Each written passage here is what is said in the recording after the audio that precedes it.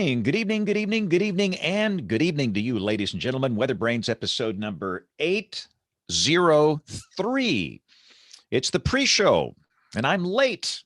I try and start the pre-show about 10 minutes before the top of the hour. I did not have the ability to do that this evening because we've got weather in the area.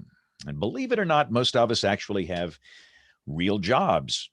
So a little tardy here, but that's okay. We're going to get everybody on the show here and get this sucker started. Let's get the embed code going first, and then we'll get the guests invited. Hopefully you're having a good day. You got some big summer storms here, and they're really under severe limits, but the shelf clouds have just been tremendous with these storms. And people get a little freaked out sometimes when they see big old nasty shelf clouds, and we totally understand that. So we've had to kind of keep everybody calm. And the main issue where we are, it's heavy rain. Notice we have some tornadoes out in Colorado this evening, which is always interesting. All right, let's get everybody invited here. And I think we have, so let's hit this button and see if we can get this party started. All right. Yeah, this is the pre-show for Monday, June the 7th, 2021. And I should mention, this is the magical part of the program where we do three things. We share boring personal stories, humorous anecdotes, and we say outrageous things. So you want to see something wild here? Oh boy. Mac OS 12 beta. 52 minutes remaining. That is an old Mac Mini. Today was WWDC for the tech weenies in the crowd. And the new operating system software was unveiled. I don't put it on this machine, the production machine, until the fall, and sometimes maybe even toward Christmas. But I always put it on some older computers just to play with it.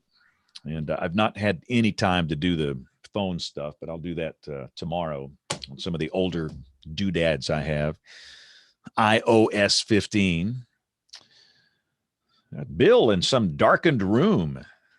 Enjoying the storm, James. We've had a heck of a storm over here in Vestavia tonight. Enjoying being out on the screen porch. I was late in getting started due to this these storms of summer and people in panic mode. I've received over 500 pictures in the last 2 hours of weather. I'm still looking at them. My backyard turned into a movie just in the last hour. It's titled "A River Runs Through It." Yeah. Well over 2 inches of rain and barely a little bit more than an hour. Nah, that's nothing there. We've had 10 inches in the last month. Yeah, we know. You also shooting people up in the hotels over there. What y'all man, they missed me by one hotel today. I killed police walked in. Apparently he raised a gun at them, and that was pretty much it. That was his day. They frown on that. Yeah, they frown on that. Police in Round Rock do not put up with that. So goodness. Strange world. James Idelot. How you doing, sir? James. I'm doing the Nate Johnson look. Yeah. There you go. Yeah, it does look Nate-ish. It's not quite that's gray beyond enough. That's beyond. I thought James was holding a dog when he came on here. I mean, I thought he had a dog in his arms. I think it may still be. Actually, this is a lion mane to put on my golden retriever, but it stayed in the box because she wants nothing to do with it. So. Well, James, if you keep doing that, we're going to have to invite you back every week. So. There you go. I need to spray a bunch of gray in there and it'll look like Nate's. Oh, he's not even here to defend himself. No. Darn it. No, that's All right, let's see here. I think we're ready. All right, this is 8:03, and I've got the new audio, and I think we're ready to go. So let's record track 1 and record track 2, and here we go in 5, 4, 3, 2, WeatherBrains is brought to you by the great folks at Midland Weather Radio. Every home, school, and business should have a NOAA Weather Radio, the official voice of the National Weather Service. This is WeatherBrains, episode number 803. 803, the weekly show that's all about weather. This is for June the 7th, 2021. And some of us are getting a whopper of a thunderstorm as the show opens tonight. Bill, you're sitting out in it. You were out in the midst of the storm. Yeah, my wife thought it was a novelty for a little while, and then about 2 strikes within about 100 yards, she vamoosed for the house. Like you got a power outage there, Bill. What's the deal? It's dark. Well, just not much light. This is the old screen porch, and I can show you there you go. the river running through the backyard here, but it's calmed down a lot. He's out there in his loggia. Yeah. So I can actually do the show from here because I have a new MacBook Pro, James, and the battery is much, much better. But I got a bone to pick with your friend Tim Cook because they kept my other laptop long enough that I had to go buy one. Uh-oh. So it's coming tomorrow. That's part of their business plan. I mean, come on, it works. I believe you're right. In fact, they say your battery is swollen, which is not a good sounding thing. Beg your pardon? So I took it in for the keyboard change, and they say, "Well, your battery's swollen, so we need to change the battery out." I said, "Okay, Heard great." That story before, yeah. Then we'll have it back on Tuesday. Okay, great. This is Friday, so I say, "All right, good." Well, then I check with them on Wednesday or Thursday, and they say, "Well, we couldn't mail it, in the air because it had a swollen battery." I'm like, why didn't you just take the battery out before you sent it?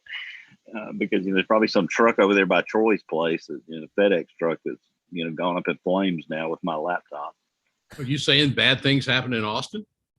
It seems that way. It does to me too. So never mind. Let's just skip by that. Okay. I believe the show title for tonight is "Your Battery is Swollen." So there we go. Not something good to be told. Aubrey, is your battery swollen? Not anymore.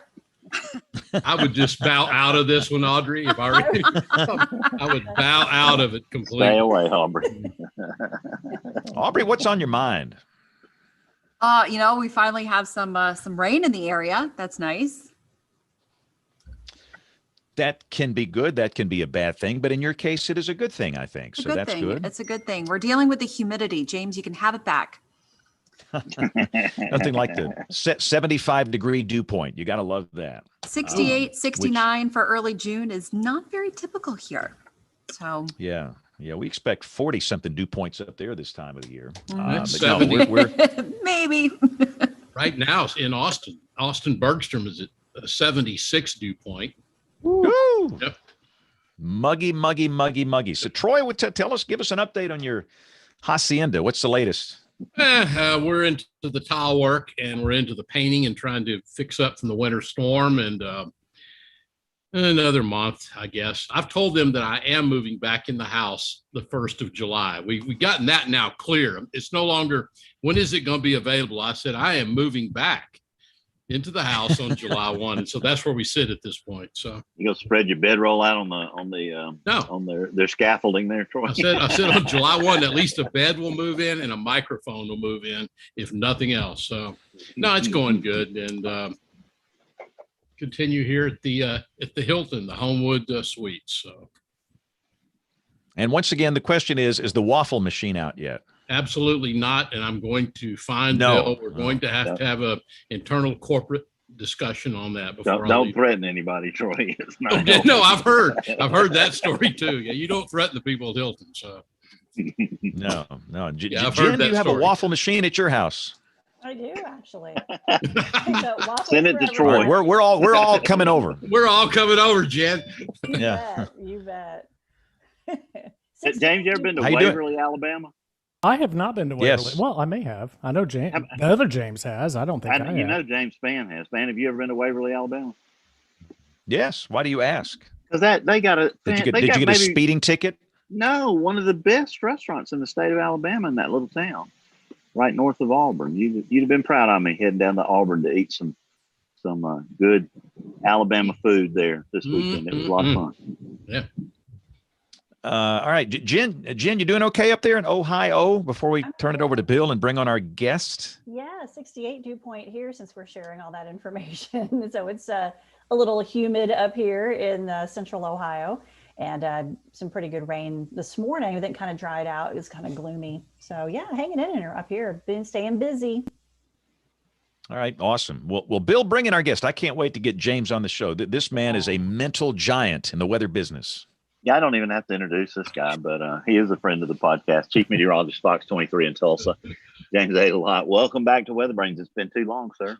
It has. It's great to be back. I'm nervous. Oh, stop. Oh, yeah. Yeah. There's He's only either 7 nervous or people watching the sleeping. show. Yeah. And we're 6 of them. Yeah. And my wife's the other one. So that's it. So James, you grew up in Tulsa, right? Yes, sir. One of my first memories, and this year will probably toggle some memories as well, was 1974. So Oklahoma had a big tornado outbreak in early June 8th. In fact, we're coming up on the anniversary tomorrow. The first tornado of the outbreak hit the National Weather Service office at Will Rogers Airport in Oklahoma City.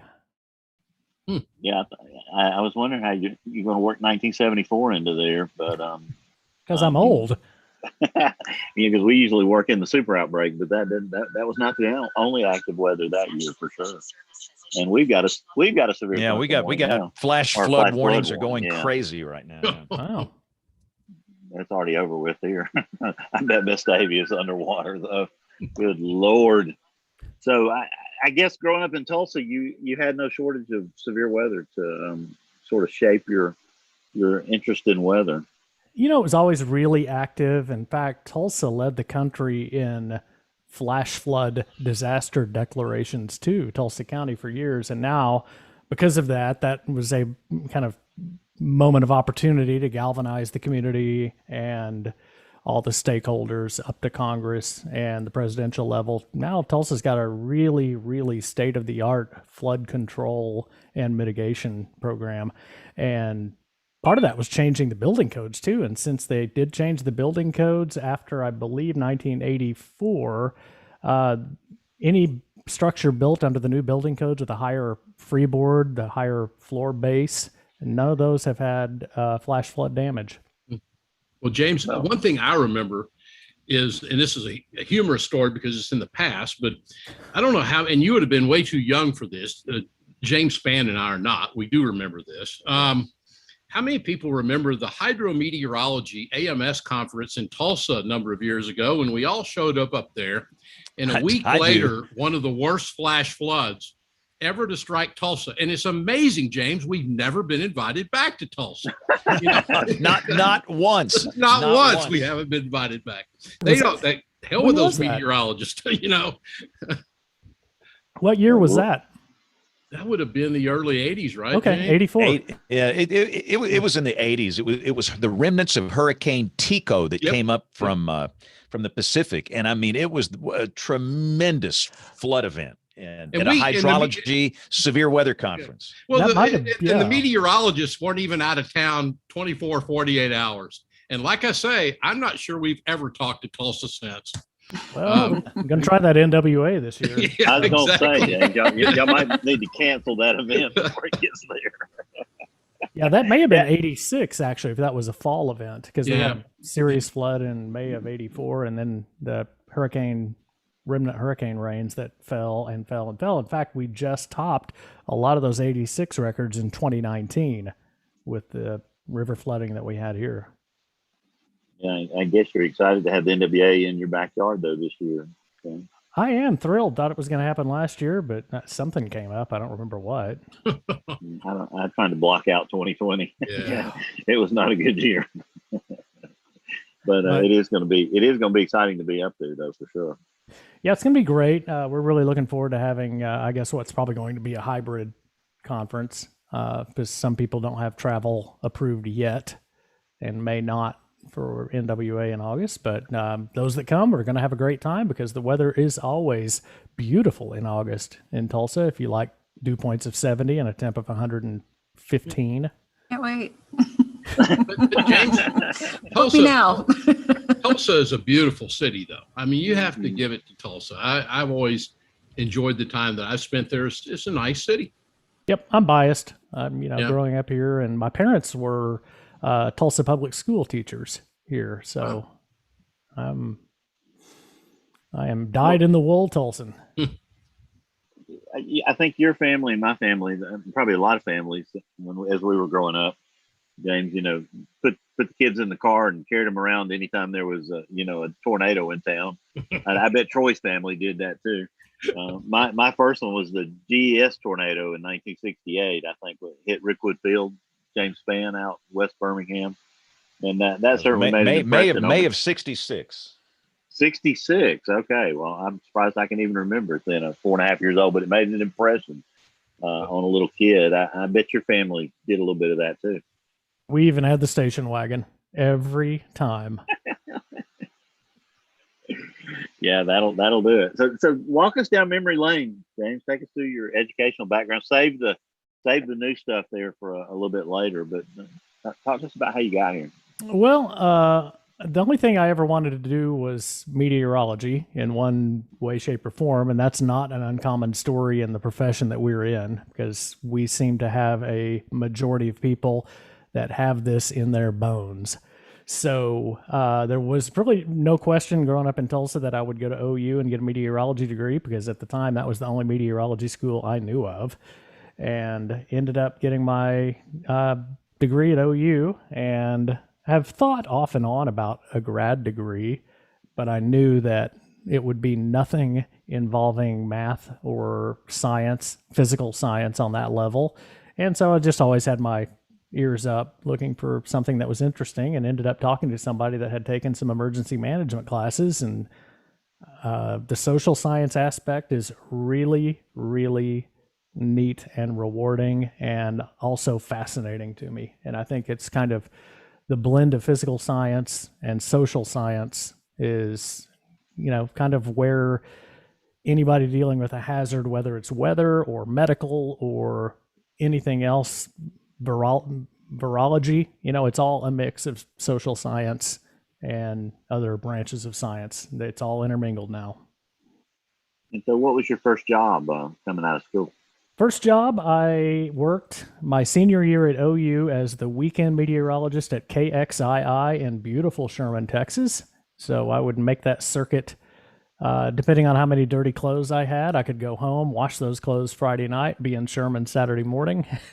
Free laundry is the best laundry.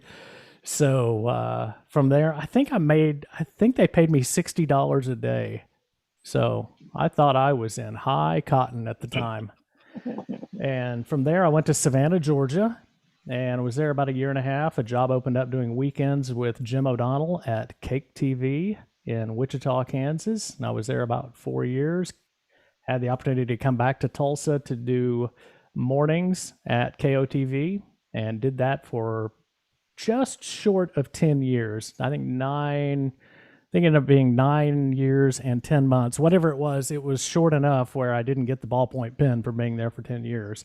So took another job at NBC5, KXAS in Dallas, Fort Worth. Did weekends there for about 4 years. And then this chief job opened up at Fox 23 in Tulsa. And my wife's family is from Springfield, Missouri, and this got us a whole lot closer to them. My mom is in Tulsa still, living in the house I grew up in. So when I would do all her grocery shopping for her during the pandemic, and I would drop her groceries off and get to work, and it took about 4 minutes to get from her house to work. So I tell people, 50 plus years, I've come a long way in the world, about 4 minutes worth. And James, Kim says she's in the waiting room. If you Yeah, sorry, I got flash flood issues here. Everybody's been invited in, so they're all in the house now. Yeah, now we've got Dr. Coco McLean in the house. Good, check. Not muted. All safe and good. Now the fellow pilot Nate Johnson. See, Nate didn't see my beard. There we go. Here we go. Look. You look like one of the guys from ZZ Top there today. So you were just walking through your career. You did a little time in Savannah. Any hurricanes blow by while you were there? Nope, I started after Hurricane Hugo hit Charleston and left before anything else moved our way. But man, those sea breeze thunderstorms are something else. The lightning is incredible. Yeah, for sure. So have you had any hurricane experiences? Well, I guess they were sort of inland experiences, huh? Very little. When a hurricane gets close enough to the coast, it becomes news for all of us. So that's about the only experience that I have. Actually, the hurricane that was closest to Savannah, that weathercast was Hurricane Andrew on a Sunday night. That weathercast got me the job in Wichita, of all things. So that's my hurricane experience. It got me a job back in Wichita. Well, News director in Wichita going, man, we got a lot of hurricanes around here. Let's get a specialist in here. Perfect. And so leave it to me. My last day in Savannah was November 30th. And within a week of being in Wichita, we had some horrific ice storm. And I thought, what in the world have I done? So talk about your most memorable winter storms. What comes to mind? I am going to exhibit a big case of recency bias and talk about this ridiculous snow that we had the first 2 weeks of February this year. In 2011, we had back-to-back blizzards my first 2 winters back in Tulsa, and I bought a snowblower. I'm going to be ready for the next one. I've got a snowblower. The darn thing set in the box for 10 years, and then we get hammered. I couldn't wait to leave the station and get home because I'm going to pull that snowblower out. Pulled it out, and the darn thing wouldn't start. So, and it was a cheap electric one, of course, because I'm a noted cheapskate. So I'm out in the garage in a Floyd R. Turbo trooper hat and a coat, and I'm rewiring this thing and get it going. And I made my wife take pictures. Said, the snowblower's working, and look at it. It blows snow. It was amazing. But that's probably it. We had a ridiculous ice storm also. When I was at NBC5, I had flown up and had spoken at a friend's Eagle Scout induction. And leaving the next day, I thought, we're going to get ice in Tulsa. Well, 3 days later, my mother still did not have power. I flew up to get her and drive her down to Fort Worth because at that point I had no idea how long that was going to last. And I just remember getting out of the car in Mom's neighborhood, and all you hear is the sound of chainsaws and generators. And that sound still, there's a lot of room in here for it to echo around in there, a lot of emptiness. I can still hear that sound. Yeah, this past year was memorable for a lot of our friends there. In the Central and Southern Plains, including several people that are on this show, or at least 2 of them. Kim, did y'all make it through the winter storms okay in your neck of the woods? Goodness, we had nothing that compared to what happened to Troy and Texas through all of that, but it was only by virtue of the fact that Oklahoma was part of this shared, Western power pool. Yeah. Otherwise, we did lose power for a short time, and we had the extreme cold actually killed a lot of our plants, and that set us up for, later on, we had this, goodness, it's hard to even remember all of the just small events. The hail, when the big hailstorm just happened. Well, then we had all of this dead stuff and things that weren't leafy protecting a lot of the houses, and the hail just bashed through windows and all kinds. It was just a series of this winter has just been a series of cascading disasters, starting with last October and then coming all the way up through. Coming all the way up through the spring. How many people had new roofs and then get their new roofs battered and then a second new roof there? Right? There are a lot of people asking because this happened, I can't even remember what the date was, but early in May, and there were questions about this is just the start of May, and it ended up being a fairly non-eventful May thereafter, but you never know, right? And the pattern was changing to look at least favorable for cyclogenesis, which ended up just giving us lots of rain. But at the time, the thinking was, well, maybe we shouldn't get our roofs repaired right away. And my neighbors, all of my neighbors, I advised them, I think that this advice was getting around town, just wait until summer. Yeah. And so you see a couple of people who have the more serious damage just have tarped up roofs. and people are kind of waiting it out. But now that we have Death Ridge, people are kind of starting to say, okay, now it's about time. But that happens sometimes. So we don't want it to happen to us. Almost everybody who's in the northern half, north and central Norman needs to get a new roof. Wow, that is no fun. So you mentioned flying. Tell us about your piloting, and let you and Nate chat back and forth with some aviation talk. I got my private pilot license when I came back to Tulsa in '99, and the next fall went ahead and did my instrument rating because I knew if I didn't just do it, I'd probably never go back and do it. So I have a Cessna Cardinal, which is kind of a four-person, as long as they're not grown adult size people, I can get them off the ground. I have room for 4 FAA type people. So love flying. I don't get to fly enough. As Nate and I have commiserated many times, it is a skill that is best kept sharp by flying. And, we've got busy lives and families and things, and it gets hard to wheel that airplane out of the hangar and fly it. And fuel is expensive for those little things. I was talking to Chris Dunn, who's a former broadcast meteorologist, who's now a flight instructor in Mobile, Alabama, or that neck of the woods. And he said, it only takes 2 things to fly: time and money. And unfortunately, those things can be in somewhat short supply, especially if you got, families and jobs and that sort of thing. But it's a fun hobby. I like, and I don't know, I won't speak for you, James, but the thing I like about it is that it is an all-consuming task. And maybe that's just because I'm a low-time pilot. I actually haven't flown in 15 months. I'm, hoping to get knock the rust off and get back in the air here this summer. But for me, it's an all-consuming task. There's no multitasking outside of the multitasking that's required to fly the airplane and do that well. And for me, it's almost meditational in the sense that you have to put everything else aside, your work and, all the stuff that sort of pulls at our attention, and you have to focus on that one task in order to do it well, or to not even do it well, just to do it so you don't kill yourself, much less well. And I enjoy that. And plus you have to use everything. Like, there's mental coordination, there's physical coordination. I was never good at either of those things. And so, sort of putting that all together is a lot of fun. And then just, getting to experience the weather in a way that I think most people don't get to experience.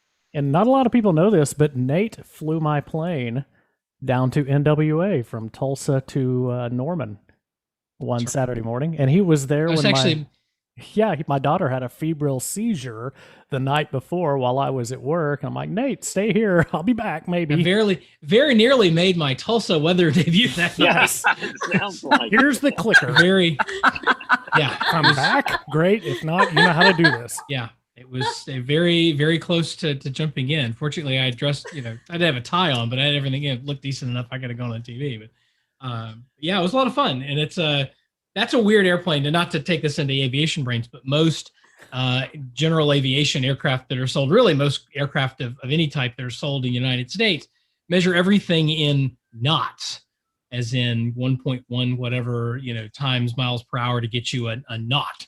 But the Cardinal is one of these rare birds, pun intended, that lists all the stuff in miles per hour. Really? And so flying this thing with, I'm expecting everything in knots and everything's in miles per hour, and having to sort of think about that. It was a sort of a weird time in aviation where Cessna made these planes and put them in, in miles per hour as opposed to knots. But everything, like 99% of the aircraft you'll ever fly in the United States, it's all marked out in knots. 1976. I was wondering if it was the 70s. Yeah. Yeah. Because it was the sort of, I guess, pushback against the attempt to go to the metric. Was that what was going on? There is a General Aviation Manufacturers Association that does some standards, and I don't really know what they do, but I think in 1976 they decided it was time to go from miles per hour to knots. Never mind meters per second or anything metric or SI. They just, Have you ever had a scary experience in the air, Nate? Or James, either one of y'all? Nate, you have. Which one?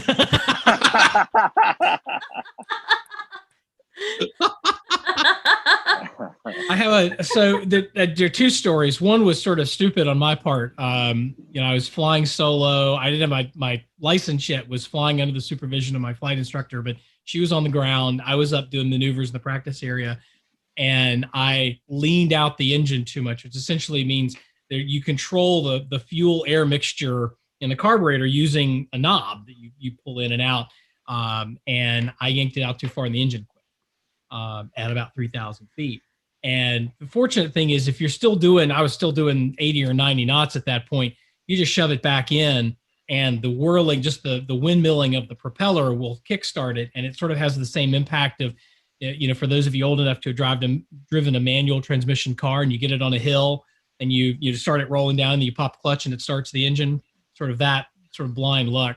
But the other time was actually in Norman, was there for a workshop and was flying up with a colleague who shall remain nameless because, it was nothing, we did nothing wrong, but still we went up in a smaller sort of two-place Cessna and flew around a little bit. It's a hot day.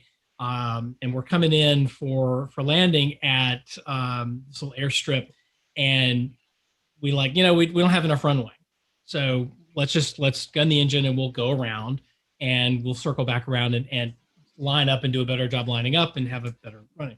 Well, one of the valves misfired, and instead of giving us full power, only gave us about 75% power, which on a very hot day at basically max gross weight was not enough to get the airplane to climb.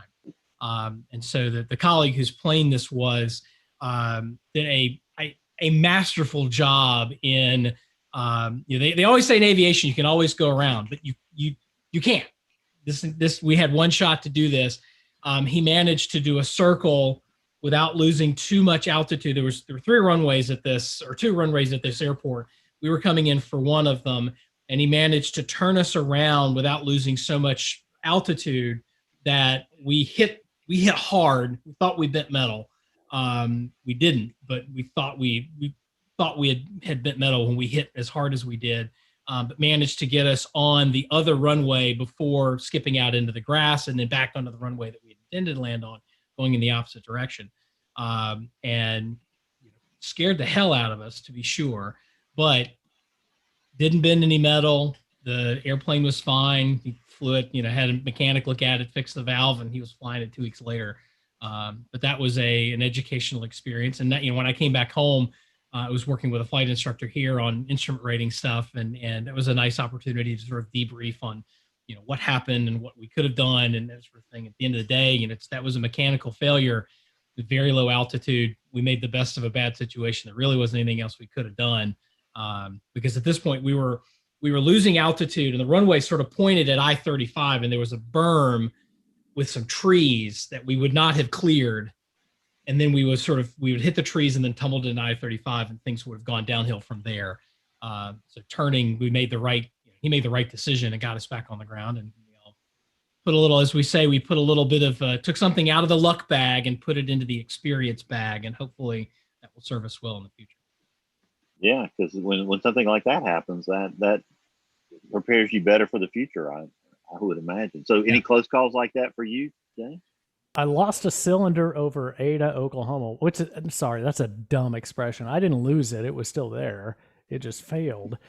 So I landed, made an emergency landing in Ada, still had some power, and then realized I was landing in the middle of an air show. So there were people lined up in lawn chairs the air show was interrupted. They were lined up in lawn chairs, probably waiting for some meteorite-looking flaming Hulk to skid to a stop on the runway, and there was this uneventful landing. Were you in radio contact with anybody when this happened? Oh, yeah, or did you just plop your bird down and okay? I dialed up the Unicom real quick. I mean, you hit the nearest button as soon as the engine chokes, and hit the nearest button. Ada, okay, dial that in. Yo, Ada, I got an emergency. I'm going to land. We're in an air show. Can you go somewhere else? Negative. Oh. Negative. No. You muster your best Captain Sully voice. Unable. Yeah. That's a magic word. Yes, it is. So wasn't too big a deal. So you said in the chat that your nickname was Max Gross Weight. I thought in those situations you needed to be Max Power. Yeah. Oh, does anybody remember who was Max Power? I remember Max Headroom. I remember Max Headroom. Yeah. Yeah. Homer Simpson named himself Max Power at some point and during The Simpsons, and I always thought that was a funny episode. So James, you dusted off your educational experience and went back to school. So tell us about your master's and now what you're working on. I finished my master's in December, was able to actually attend a graduation ceremony in May. It was the first one they've had, so they invited everybody that graduated back through the pandemic. And this summer's class actually started today. And so this would be, when I finish this summer, that'll be 9 hours completed in the PhD program.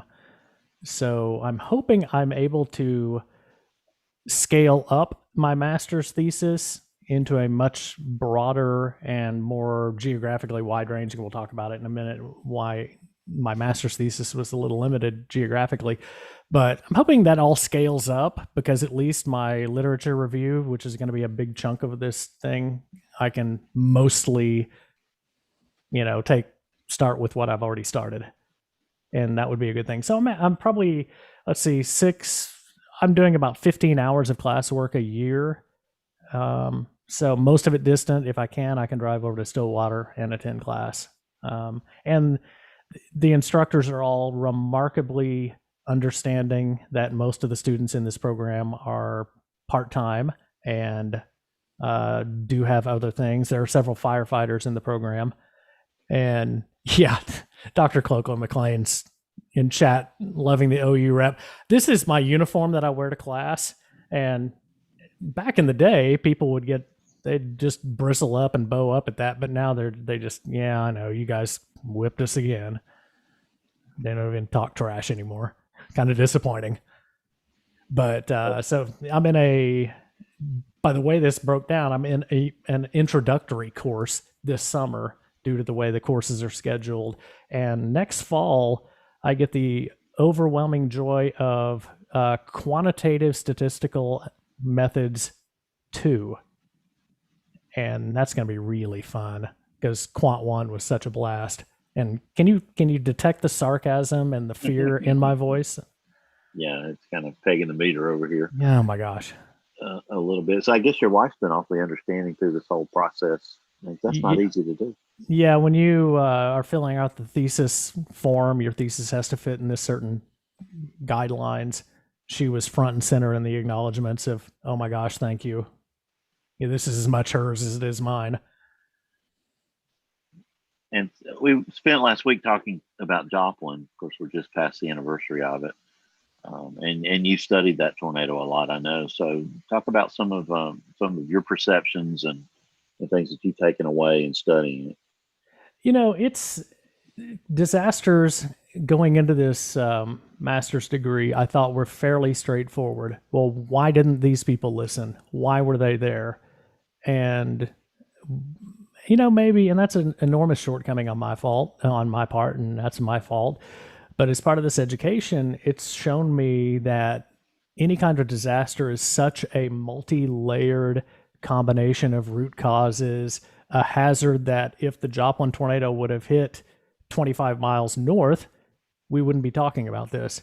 But you've got this natural hazard that just randomly happens to hit people at risk for underlying reasons, root causes, and it's just, disasters are such a combination of circumstance that happen.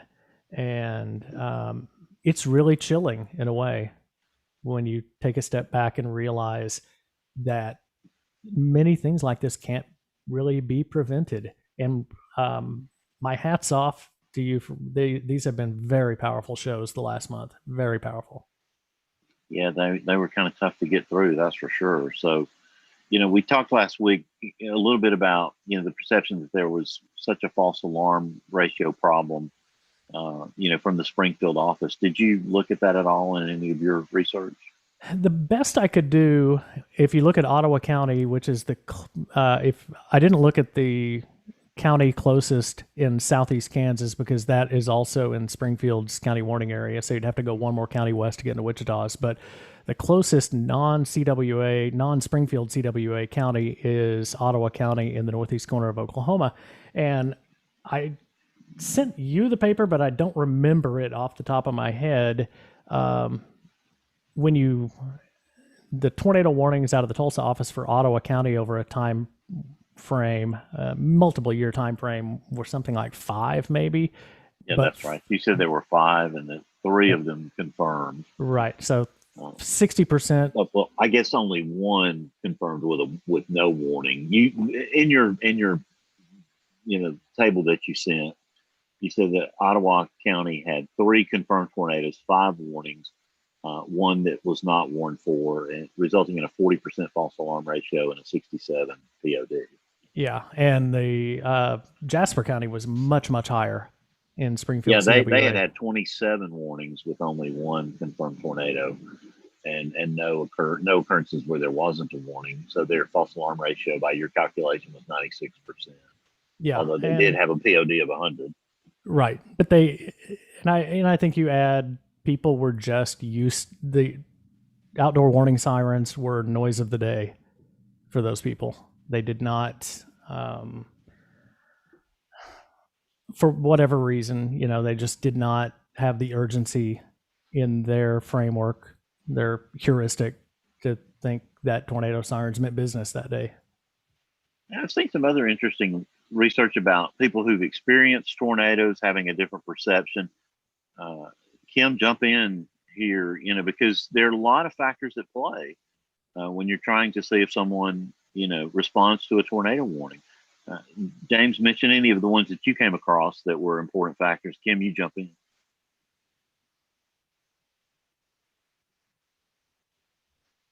Anybody? Sorry, I didn't know if we'd lost James for a second there, but the radar still moving told me that he was probably waiting for me. I'm interested, James, I might have missed it in the first couple of minutes when I was getting a baby down that doesn't sleep anymore. I was trying to convince her that sleep is in fact a positive habit. But my words are kind of falling on ears that don't understand English at this point. But be that as it may, I might have missed you introducing what your thesis topic had been. And I think that'd be a nice place to start. What were you looking at specifically? And you'd mentioned that it was a little bit limited in geographic scope. So I'm just curious to know a little bit more about that. And we can have a discussion about, what you found. And it sounded like you wanted to see, the extent to which that might generalize, or you're thinking about geography, which I'm a huge fan of. I think that the more that we talk about all these issues, the more that we can start to think about, how something you find in one place maybe doesn't transfer to all places. So anyway, I'll stop talking there, but would love to hear a little bit more about what it was that you were looking at. Yeah, Bill, do you want me to run through these slides real quick? Yeah, James, give James permission to screen share. And that'll be probably Let's make that happen. Way. Try it now. And how about that? Can you see that? Yeah, the story of our show is what we see. Okay. This is memories of trying to use other kinds of platforms that were Oh my gosh! Can we switch over to Google Meet real quick? Thanks. That'd be super. Ha ha ha! No. Okay, so this Too is many. The flashback to Hangouts. Oh my gosh! Yes. Oh Lord. So this is my thesis topic. And I was trying to measure the effectiveness of tornado warning messaging in terms of public perception of that risk. And as a second part of this, to try to measure what trust factors people have in a television meteorologist or a radio meteorologist, Jen. I'm sure it works that way too. So as we know, the 7 deadliest United States tornadoes were the top 6 were before tornado weather alerts began in 1952. Watch warning program began in 1965. And then you have the Joplin disaster in 2011. The thought process behind protective action has been well researched and modeled. And one of the ones, and this is the one I based this thesis on, was Mike Lindell and Ron Perry, not the pillow guy, Mike Lindell, but the emergency management professor. And it's called the protective action decision model. And what we're getting at with this thesis is that I want to see in behavioral response, what is the information search and what is the protective response in this? So this flows from left to right. So you've got environmental cues, social cues, these information sources, your channel access and preference, warning messages, and receiver characteristics flows into the thinking part and the decision-making part of this. And then you get into the behavioral response. Well, if you don't have enough of this input that leads you to make a protective action decision, you loop through this thing again and again and again. Information seeking, people do it. It's not necessarily a bad thing if they end up with the information they need. So what I looked at were these three things: information sources, channel access and preference, and warning messages. Flowed those into the thinking part of this decision model in an attempt to look at threat perception and then perception of the receiver's necessity to take protective action. So if I'm watching at home, what do I need to know to go ahead and take protective action? Make the decision so we don't loop around in this decision model repeatedly and just be paralyzed by this. And Aubrey says, yes, make this faster, better, and more efficient. Everybody else is getting nervous now because James has been on Photoshop. So oh my goodness. Isn't that amazing? So I wanted to see how people receive and respond to severe weather warnings, to check what cues they're listening to actually prompt taking protective action, and then see how to build trust between viewers and television meteorologists, because a trusted relationship is one that's going to carry more weight when protective action is advised. So I also wanted to look if age affects the rate social media is used to search for weather information. So there's the goal. I want to eliminate delays in taking protective action by increasing efficiency in those decisions, whether they're faster or better immediately. I use Amazon MTurk, which if you're not familiar with, you can basically pay people to do surveys or identify national parks in pictures or whatever. I limited it to Oklahoma residents. I got 117 valid responses, and I collected demographic data to serve as independent variables in this too. Nuts and bolts of this, I used Spearman's Rho to test my hypotheses involving age, and for the other variables, essentially measuring trust. And yeah, that's very good, Nate. Goodness. But I didn't have a big sample size, and so I think even more analysis would have come in handy. Your turn, Bill. Oh, Lord. So I got charts. So here is the first thing that I ask, and that is, what is your preferred information channel to use to receive the initial tornado warning notification? And you can see local TV broadcast, outdoor warning sirens, rated the highest.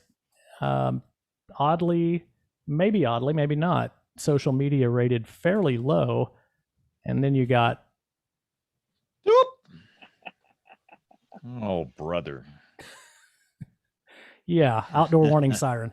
Okay, this one makes a little more sense. So same question, but you're asleep. And obviously, if you... Twitter and Facebook are not going to be very high in this. But to me, the interesting thing is the two highest scoring ones were the WIA alert on a smartphone and an outdoor warning siren. But also the third and fourth most often preferred are a text message from friend or family or a phone call from friend or family. And interesting also, those four are very passive. They really don't require any activity on your part. These things are being fed to the people, and I think that might be critical. And look, Dr. Coloco McLean. Yes. And unfortunately, they're three of the most unreliable methods. Right. And maybe getting that's information. because of the passive nature of them too.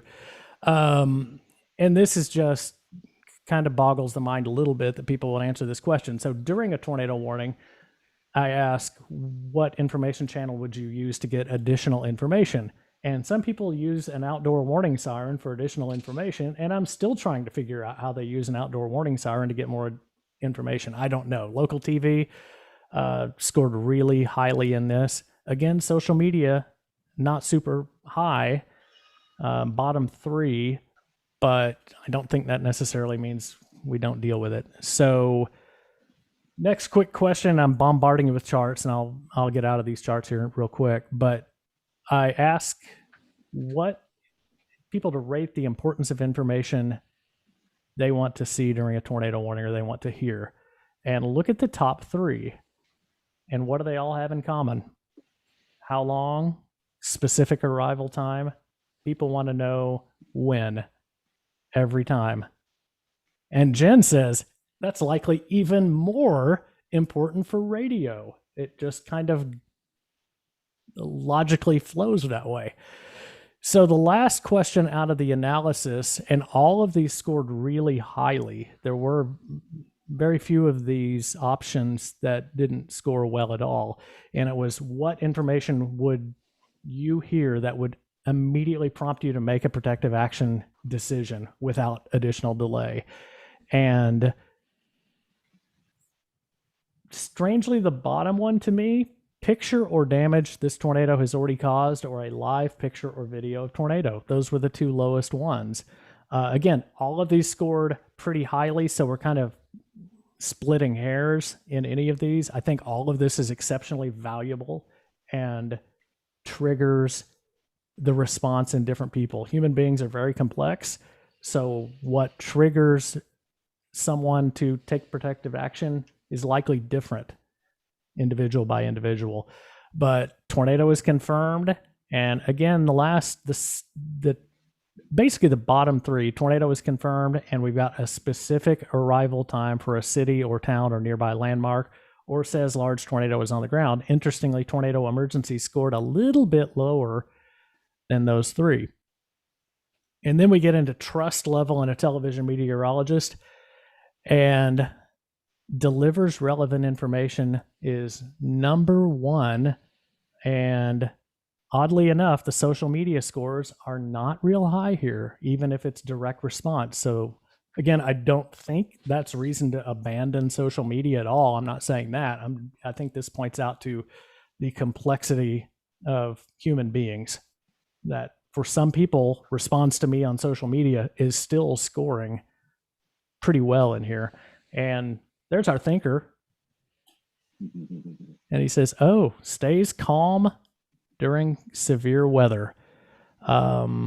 This is interesting for any number of reasons, having polled Oklahoma residents, and I'll just kind of stop there. But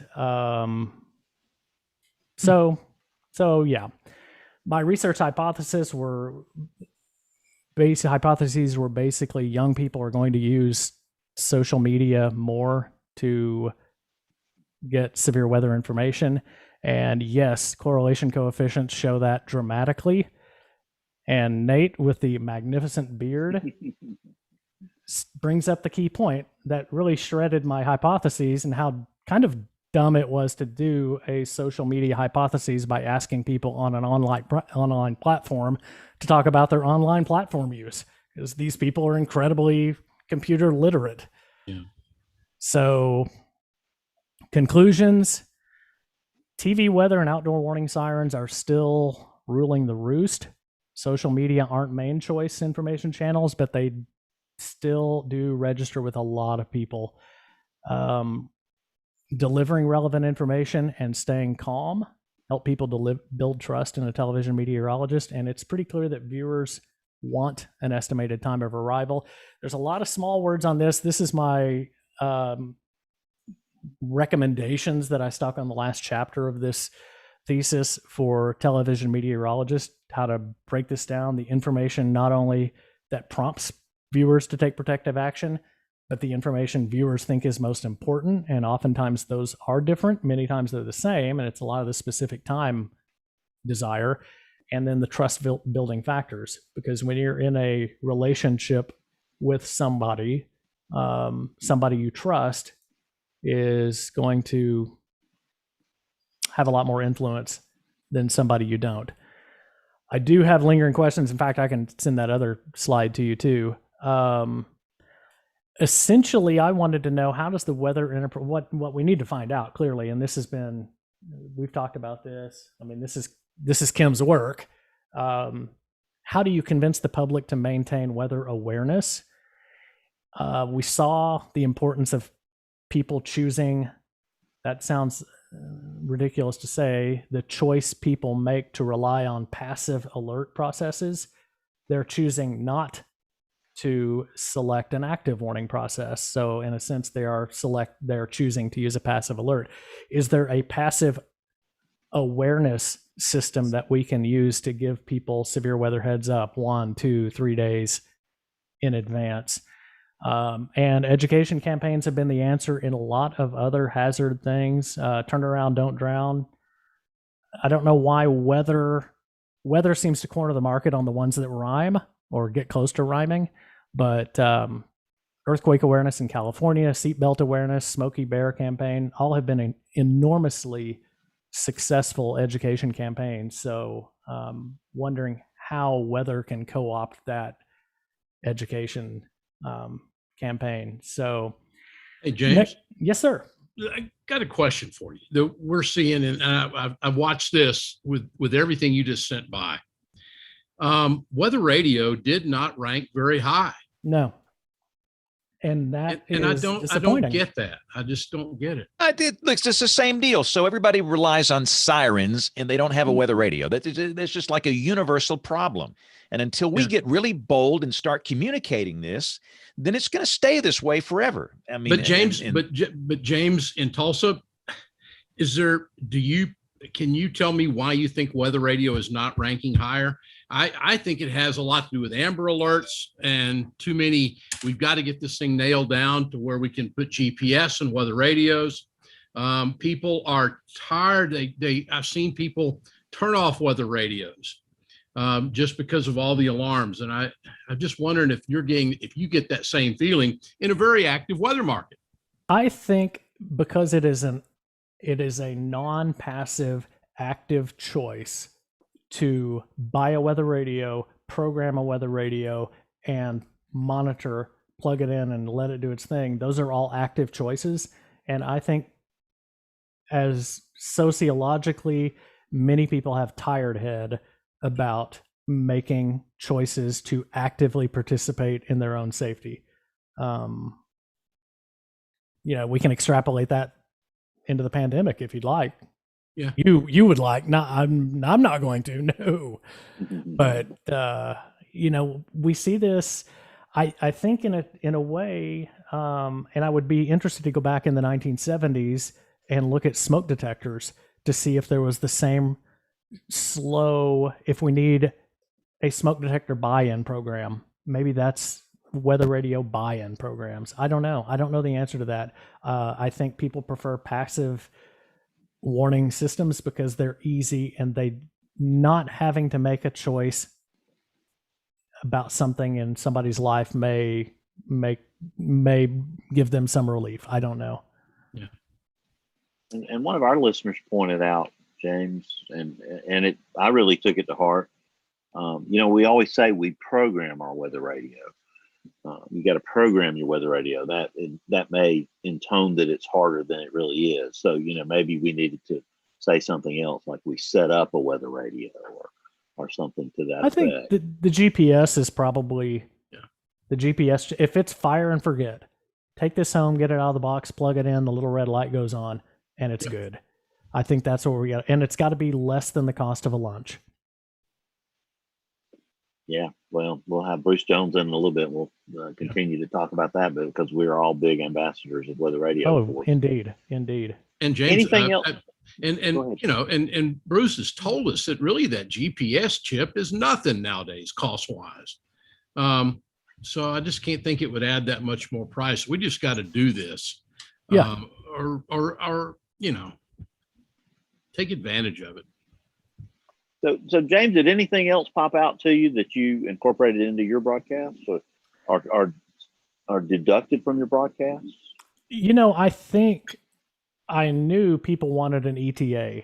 People want to know when it's going to hit, and it's within the weather community. It can be kind of a ironic humor to say, "Oh yeah, well, what time's that going to hit my neighborhood?"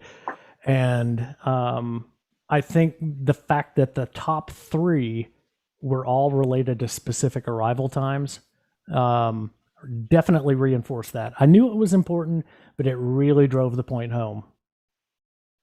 I found the very same thing in my dissertation research, and the just looking at the real world response for the Southeast event. I was looking at what were the more important aspects of the information they were getting from the different sources they were getting information from, and the time of arrival estimate and where things were going, and making sure that things were heading toward them, which makes sense from a decision, sort of a decision analysis perspective.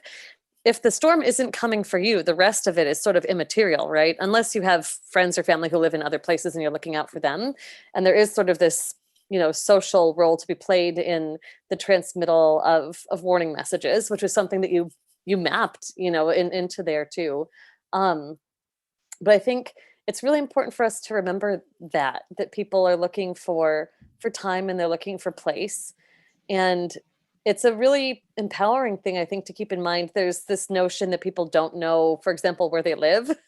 And when you do these studies and time again see that what people are looking for is location-specific information, they know it, they're looking for it. It might just not be the way you're delivering it. So they might not be attached to the county, but they might be, attached to landmarks and, to town names. And when you look for that specifically, which in my dissertation, I asked the question, what were you looking for as your benchmark to be concerned? Was there a place, that was relevant to you? Everyone could answer that question. They said, oh yes, this place. For some people, it was a portion of a county.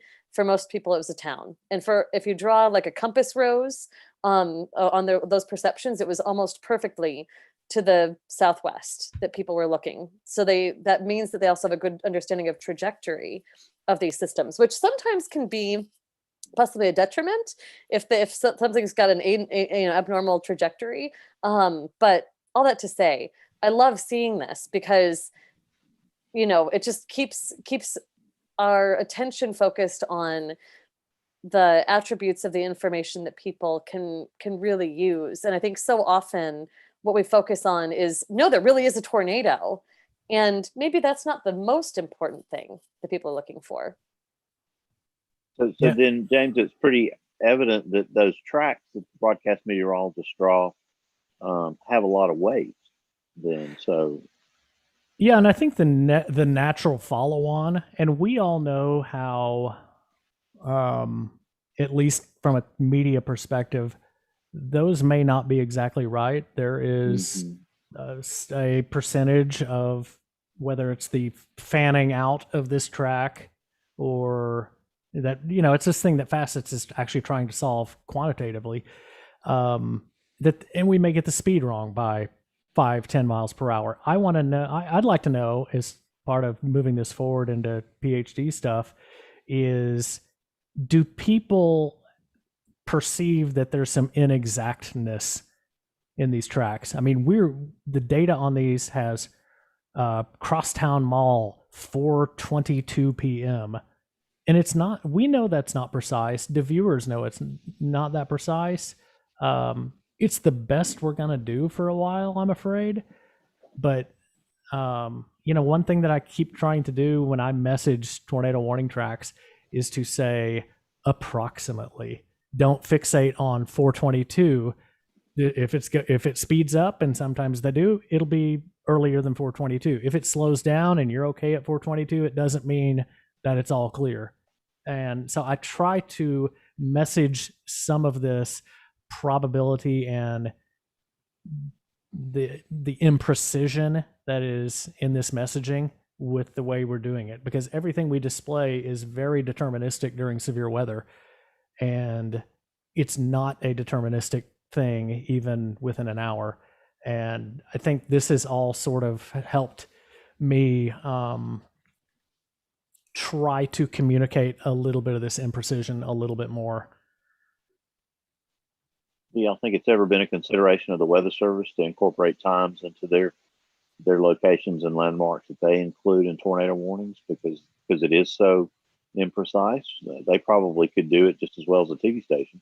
And I think, if I'm not mistaken, and I'm speaking way out of turn, I think they can flag that on, and it's really, and I think it's a decision that's, because of that imprecision, is not done, and that's why you have locations in the path include without times. But I think on one method in WarnGen of doing this, and again, I'm speaking way out of turn, but I think it can be turned on, and I understand the reluctance to do that, because so many people say, well, it was 420 and nothing hit, and they get wiped out at 422.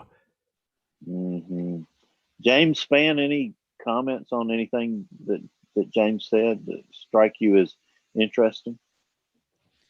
Well, no, it's very interesting. My deal. These sirens drive me crazy, and it's like people think they're sexy. There's some type of odd attraction people have to these things, and over and over and over. I can give you names of people that have died thinking they're going to hear these things. And it's just like in the weather enterprise, we're not bold about it. I think the Weather Service is being a little more active about it now, but in all these things, and like James' work here, you got TV weather and then sirens.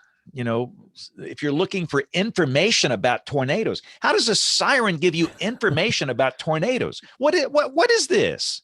I mean, what do they mean? I don't even understand why people would respond that way. What information are people gathering from the tornado from hearing the wailing of a siren? I mean, anyway, I'm going to get cranky. I'm not going to get cranky. So, is it just, I'm talking sort of spitballing here, but is it possible, James, hey, a lot, but to anybody really, is it possible that people they're thinking siren as sort of a confirmatory, I see what's on TV, or, somebody called, is there a siren that's happening that sort of confirms that, as almost as an environmental cue, like a green sky or the wind picking up or dark clouds or whatever? I think it's another nudge in that protective action decision model. Weather guy tells me, I got a phone call from my friend, tornado's moving your way. Okay, now I hit siren. Now I hear the siren. Maybe it's just another sensory input into that decision model that helps someone finally make a protective action decision.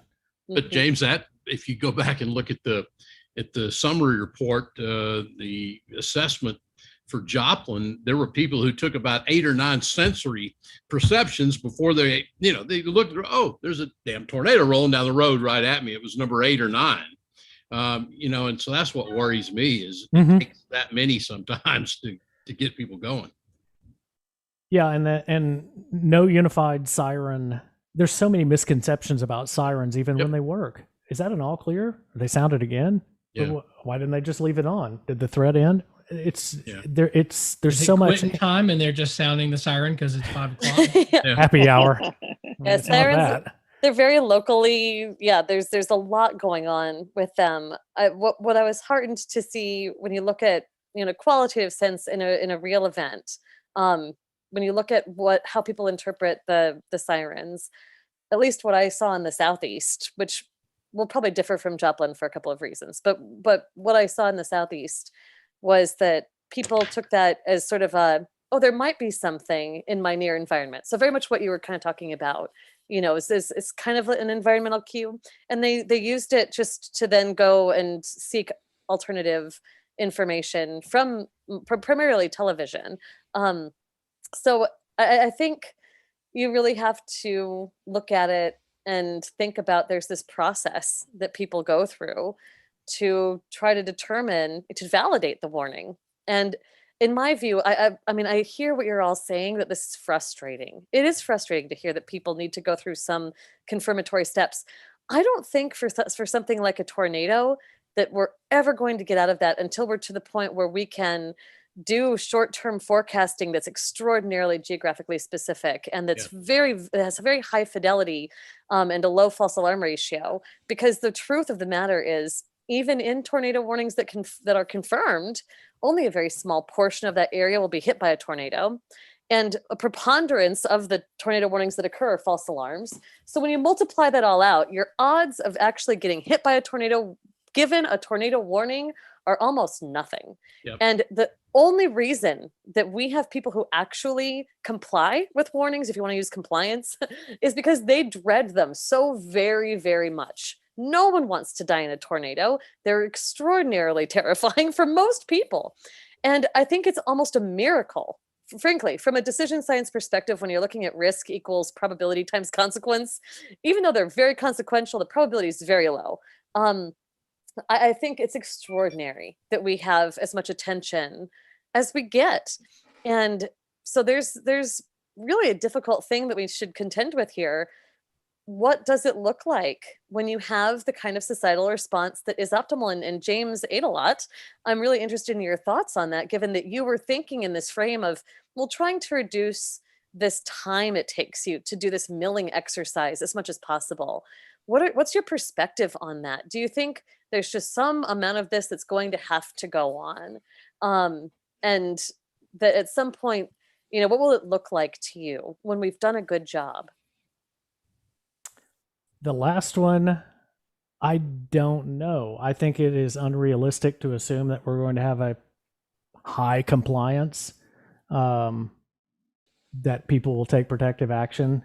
Even as we learned in many of these violent tornadoes, there are a few people that take the proper protective action and still don't make it.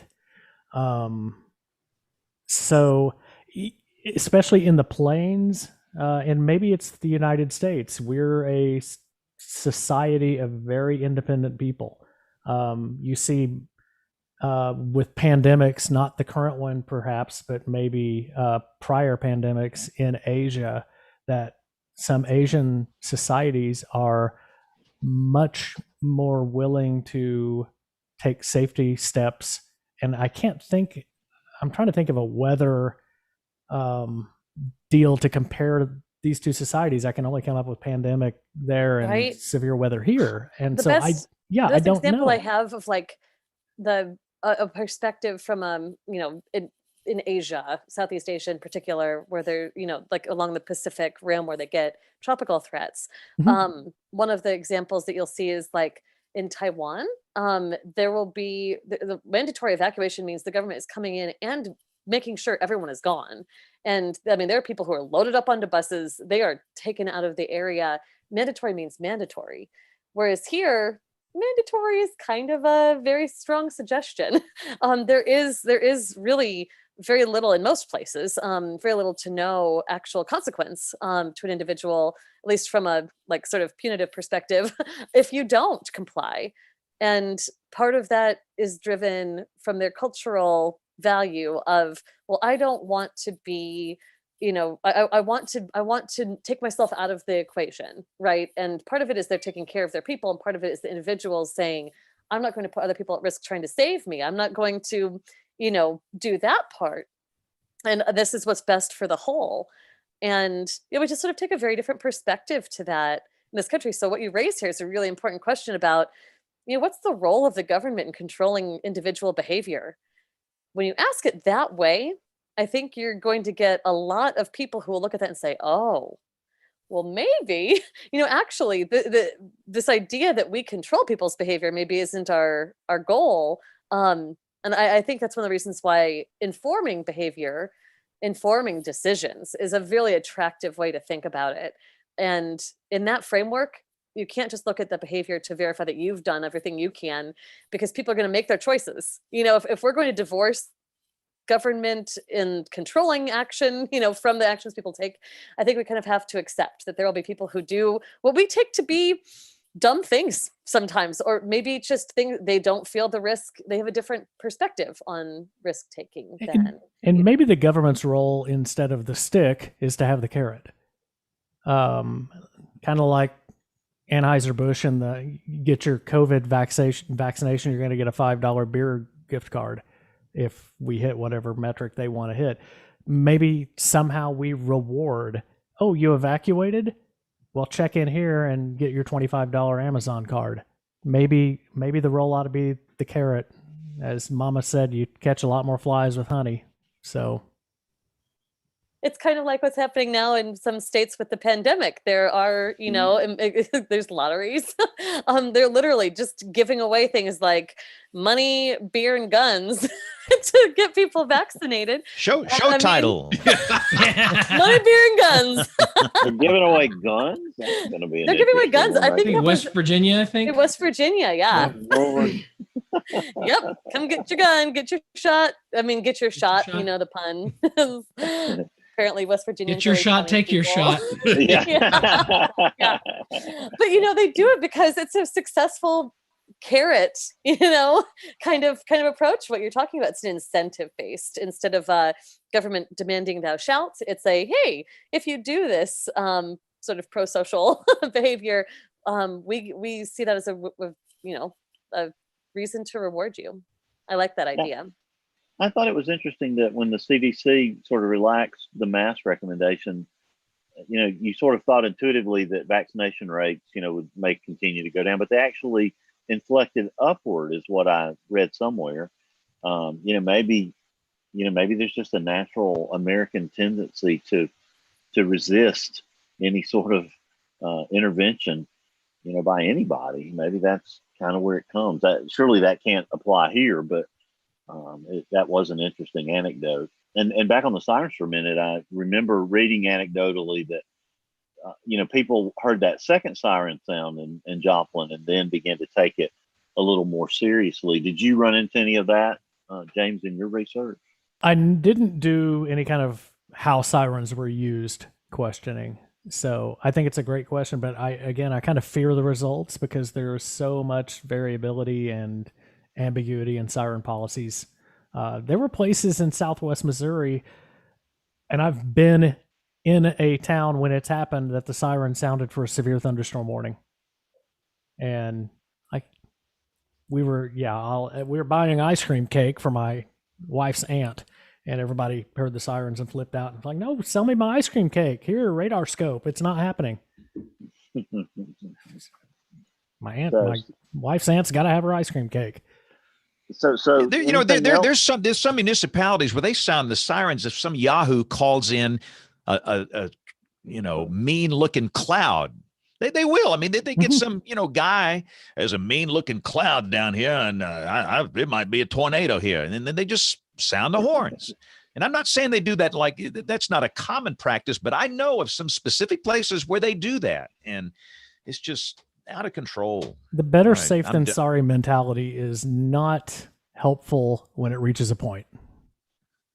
Bingo. Sorry, Bill. No, James. What else? What else are you gonna study now going forward?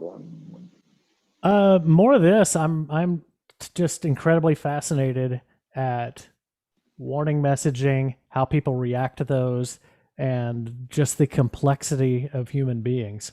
And this was all just Oklahoma. My original proposal was to do this same research in Alabama, Florida, other tornado-prone parts of the country, and add some more educational type metrics to this as well to see if perhaps maybe there might be something there. I don't know.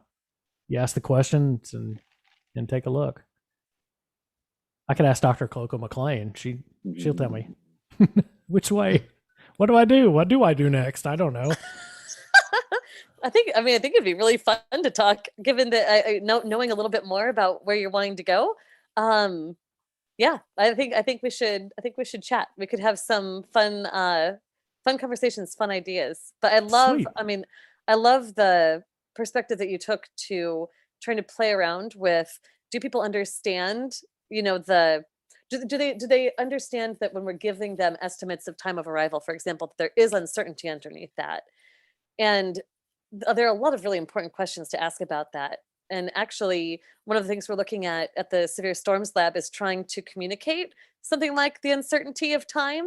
And it's really hard. It is extremely hard to depict, let alone to estimate and then to depict on a like a map or graphically or anything.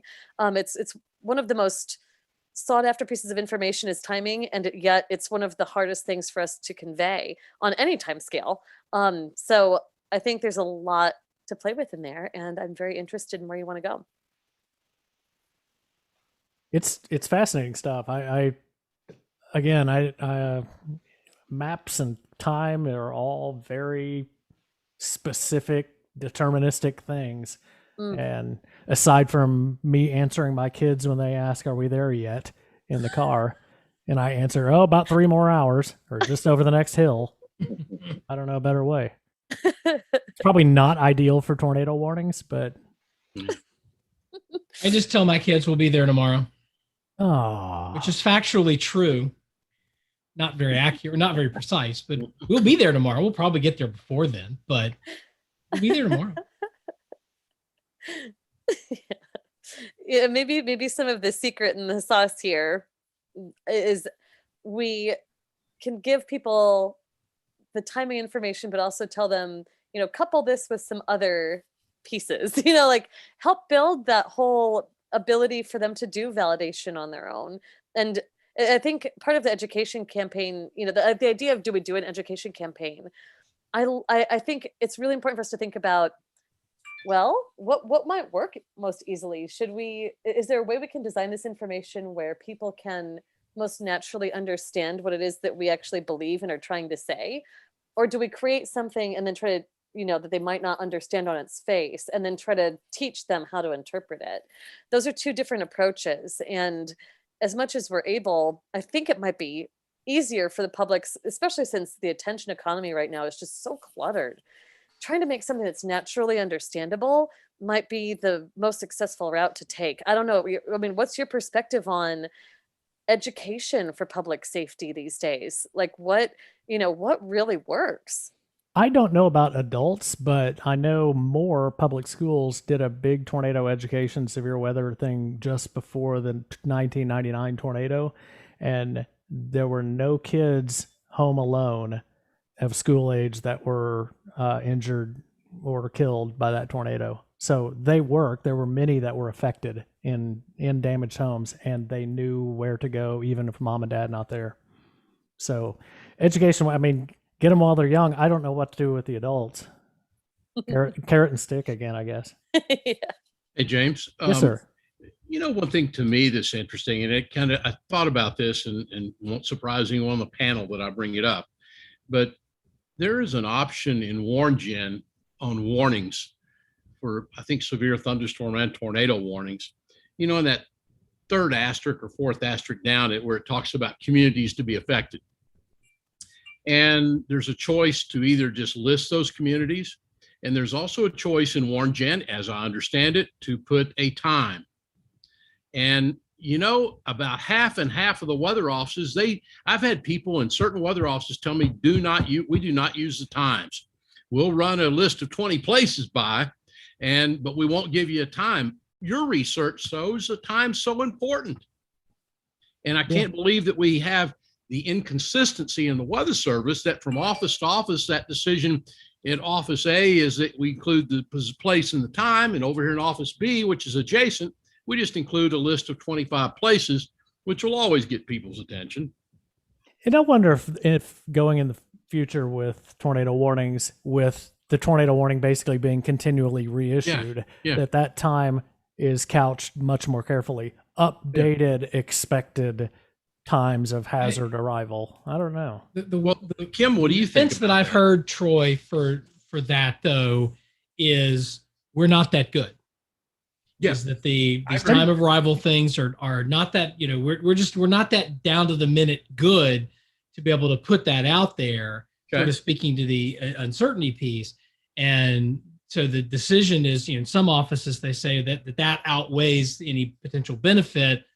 Whereas other offices say, well, no, the benefit of just putting something, just giving you the best, our best guess, Well, I just think, Nate, that people would rather hear a time. At least you've got their attention, and you aren't listing 25 places, 20 of which are ghost towns now. By the way, the geographic database in the Weather Service is corrupt.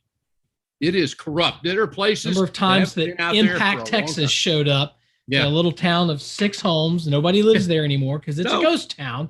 Because when they started selling alcohol in the rest of Abilene, there was no reason to have Impact Texas, and so everybody.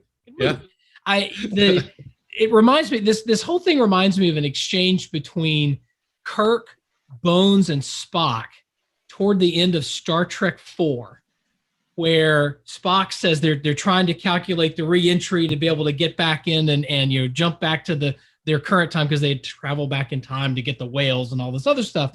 And Spock says to Kirk, I don't have the exact numbers because the mass of the whales and everything. And Kirk basically says, I trust you. And Spock was very confused by that. And Bones looks at him and says that he thinks that your guesses are probably better than most people's certainties. I think there's a certain amount of even a good guess, and I think there's some level of sort of been there. People interpret uncertainty into everything we do. I mean, there's research that was done 15 years ago. You're talking about people, you say it's going to be 85 degrees tomorrow, and how much uncertainty they give you. The number of people that say it's going to be exactly 85 and then are going to get disappointed if you miss it by a degree or two is really, really small. And I think certainly for this, that people are going to assume minute or two here and there. I mean, hell, not all the clocks in my house are right, and most of them are tied to the global clock, and even they're not right. I'll tell you what, by a minute or two. I'm a little concerned about time though, because I don't know that it works the same way, at least for the study that the single study I did, but I haven't seen it replicated in other places. I was looking at how do people infer uncertainty into deterministic information that's spatiotemporal. It was taking what the study you were talking about with temperature and applying it to warnings. What kinds of uncertainties are people inferring? Are they inferring uncertainty of direction and of the existence of a hazard like a tornado and the severity of the tornado? What's important to them? What are they seeking? What are they understanding?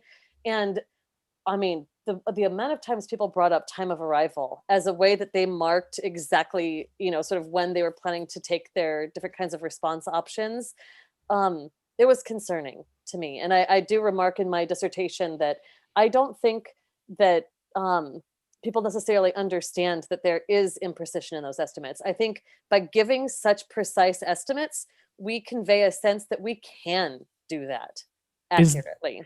Let me throw this out. That I think is the pushback that some offices have given, is we don't want to convey a level of certainty that we can't back up with scientific data that suggests that we're that good.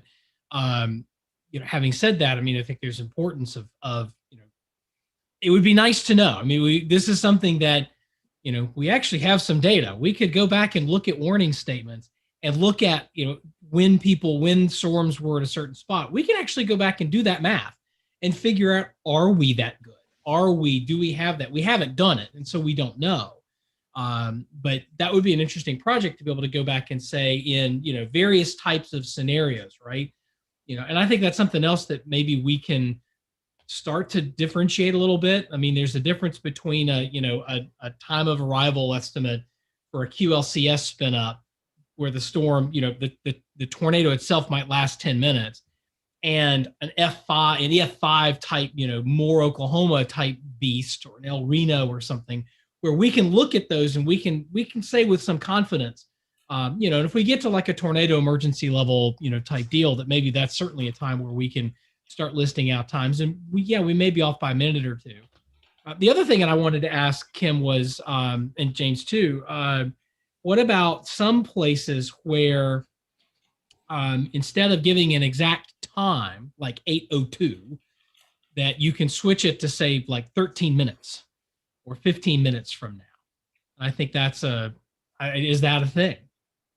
Is that a way around it? Or is that just, that exact same problem cast in a different way? Can we do it in zones? So here are the group of towns, 5 to 10 minutes away. Here are the group of towns 10 to 15 minutes away. Here are the group of towns. And that also implies precision if you're going to be in one of those limits of the category. But again, maybe that's better than what we're doing now. I just don't know how to do it with the software we have now.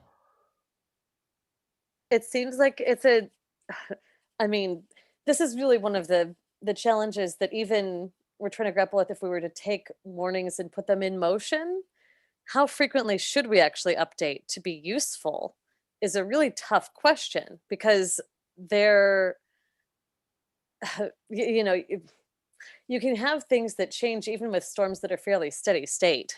But I do like the idea of having, if you have like a steady state storm, maybe you can give more precision in your estimate. I imagine, what you'd need to do is have some sort of climatology where you look at different kinds of, different storm types and create these estimates of time of arrival for places downstream and see how good they are. And then have different kinds of smoothers you employ, for different kinds of situations. And, I think as we think about trying to do this differently, we open up a box of all new questions about what's the, what actually is valuable to people. But there are opportunities in all of that. So, making that conversion from exact time of arrival to like minutes till arrival and making it general, that's kind of an interesting format change, that could be explored. And having, making sure that people know, the precision of these estimates is only within, say, 5, 10, 15 minutes. Instead of having like 5:37 exactly, maybe just have it in bins of 5 minutes, and maybe can people, if they see that in the list of cities, maybe do they understand that means, hey, you guys can't give me anything any better than that. If you make it less granular, maybe that would help. I think there's a lot to be explored in that. And part of this is, all of this is why, James, I'm really excited to hear you say that you want to dig into this topic, because representing time and the uncertainty of that is just, I think it's going to be really, really important, and all the more important the more that our technologies continue to improve, because people will expect that as the technologies improve, our ability to be precise will improve, and maybe it will, and maybe it won't be that different just because the warning is moving. I think that there's a lot to do in that to make sure that we don't overshoot our science. And here's a scary question. Maybe all of these are right. People are very complex. And you've got a certain group of people that want the ETA. You've got a certain number of people, they want a specific time of arrival. A certain people want specific minutes until arrival. A specific group of people may want, I'm in the 5 to 10 minute range. We may be overreaching when we think we're going to have one right answer. Sorry, I know people can't hear me in our listening audience, but I'm nodding my head vigorously. I think that's true. I think there's just not going to be a one size fits all for everybody too. And that's one of the things that makes the social science part of this so hard. I think the meteorological community looks at us and asks, what's the one thing we should do to fix X, Y, or Z problem? And I don't know. So a lot of the time it's not quite that simple. And I'll say this too, and we got to take a break. It's different if you're in Oklahoma City and Birmingham. The culture is different. It's different in Jackson, Mississippi. It's different in Nashville. It's different in St. Louis. And you're right. What works in Tulsa might not work that well in Birmingham and vice versa. And you have to understand the culture and the people that you serve to be effective. And so that's why I spend a lot of time at Dollar Generals. You want to know what's going on, people? Go to a Dollar General and talk with them, and they will talk to you and they'll tell you things. And I've been so frustrated because since March of last year, I've been cooped up in my closet and I can't go out in the world. Well, they have let me out of the cage as of June 1st. So I will be in Dollar Generals again. So if you see me, I'm the creeper guy that'll be asking weather questions here. But we must pause a moment, and we're going to go to Tony Rice and his report. We've got Jen's This Week in Tornado History. Got some email. Maybe if we have time, we'll do email inbox, picks of the week, much more as WeatherBrains rolls along. Looking beyond the atmosphere, here's Tony Rice with your Astronomy Outlook. A solar eclipse will be visible, at least in part, from much of the United States and Canada at sunrise this Thursday, June 10th. Unlike the total solar eclipse of 2017, this is an annular one, named for the ring of fire left as the moon doesn't quite cover the sun. This is happening because tonight, the moon reaches apogee, or the furthest point in its orbit, making it appear just a little bit smaller in the sky. The moon reaches new phase right about the time of the eclipse on Thursday, which makes sense if you think about it. Solar eclipses happen as the moon passes between Earth and the sun, or new moon. Lunar eclipses happen as the moon passes through the Earth's shadow, so full moon. But there's a new moon about every 27 and some change days. Why isn't there a solar eclipse each new moon and a lunar eclipse every full moon? This is because of the moon's orbit, which is tilted about 5 degrees to that of Earth. As that new moon passes between the Earth and Sun, that orbital tilt usually takes it above or below the Earth's orbital plane. But every so often, that point where the moon's orbital plane crosses the Earth, also called a node, happens near enough to the sun in our sky that it creates a partial, annular, or even total solar eclipse. Total eclipses happen about every year and a half, and a partial eclipse happens at least twice a year somewhere on Earth. Now, a lot of people got the solar eclipse bug back in 2017 and are looking forward to the next one in the US on April 8th, 2024. That's going to be visible from a path stretching from Texas to Maine. Totality requires a road trip, unless you're really, really lucky or really, really patient. Pick a spot on Earth and, on average, you'll only get to see a total solar eclipse from there for a few minutes about every 375 years. That's your Astronomy Outlook. Follow me at RTP Hokie for more spacey stuff like this. This week in tornado history. Per the National Severe Storms Laboratory website, the Vortex Project began in 1994 with the objective of explaining how tornadoes form. The 2-year field project resulted in groundbreaking data collection and led to several follow-up studies in the late 1990s. The crew struck gold on June 8, 1995. 20 tornadoes occurred across the Texas Panhandle on this day. 3 were given an F4 rating. We have a detailed summary at tornadotalk.com on the Pampa F4. According to Thomas Grzoulis, the Pampa supercell spawned at least 8 tornadoes. The twister that struck Pampa destroyed 17 homes and 30 businesses. 89 other homes and 20 businesses had major damage. 7 were injured and there were no fatalities. Grzoulis states the following about the rating. The F4 rating is subjectively based on the movement of industrial equipment weighing up to 30 tons. Only strong F2 to minimal F3 damage was done to homes, as the tornado had weakened by the time it arrived in the residential area. Alan Moeller and Chuck Doswell were 2 of the meteorologists on the tornadoes this day. Alan documented his chase experience and had this to say about the Pampa tornado. This is from the November-December 1995 edition of Storm Track. The developing tornado initially moved northwest and then west, passing within a mile south of our position, which was about midway between highways 152 and 60. We drove to the Highway 60-282 intersection, then watched in awe as the circulation intensified into a full-blown tornado and turned north across Highway 60 and the railroad tracks. From our location, the photographic contrast was excellent. The core of the tornado was dark with light-fringed edges and a bright background. I have only dreamed of such a photogenic view. Chuck zoomed in with the video camera at the right moment, as if he knew he was about to capture the very sudden and dramatic example of tornado intensification from about a third of a mile away. So, Aubrey, by chance, do you have a minute to do a little email segment here? Sure. Let me pull it up. Any chance? Okay, well, that's the case. Let's just dive into that good old email inbox and let's see what's hanging in there. Letters. We get letters. We get stacks and stacks of letters. All right. This one came in. I don't have a name, but that's okay. I'm not sure if this has been covered before or not, but I would love to hear the show's opinions on television stations trying to issue their own tornado warnings outside of the National Weather Service. Pretty sure we've dabbled in that at some point during the show. Just for those of you not watching the live feed, James is covering his mouth with both hands. James, A-lot is. Yeah, James, speak up, man. Talk to us about this subject. What are your thoughts, James? What a beautiful day we had today. I'll jump in. Is it legal? Yes. There's nothing. First a minute. There's no legality question here. Is it a good idea? Yeah. I think any ambiguity in the warning process is harmful. And I think multiple tornado warnings, multiple origins of tornado warnings is harmful. Well, what's the purpose?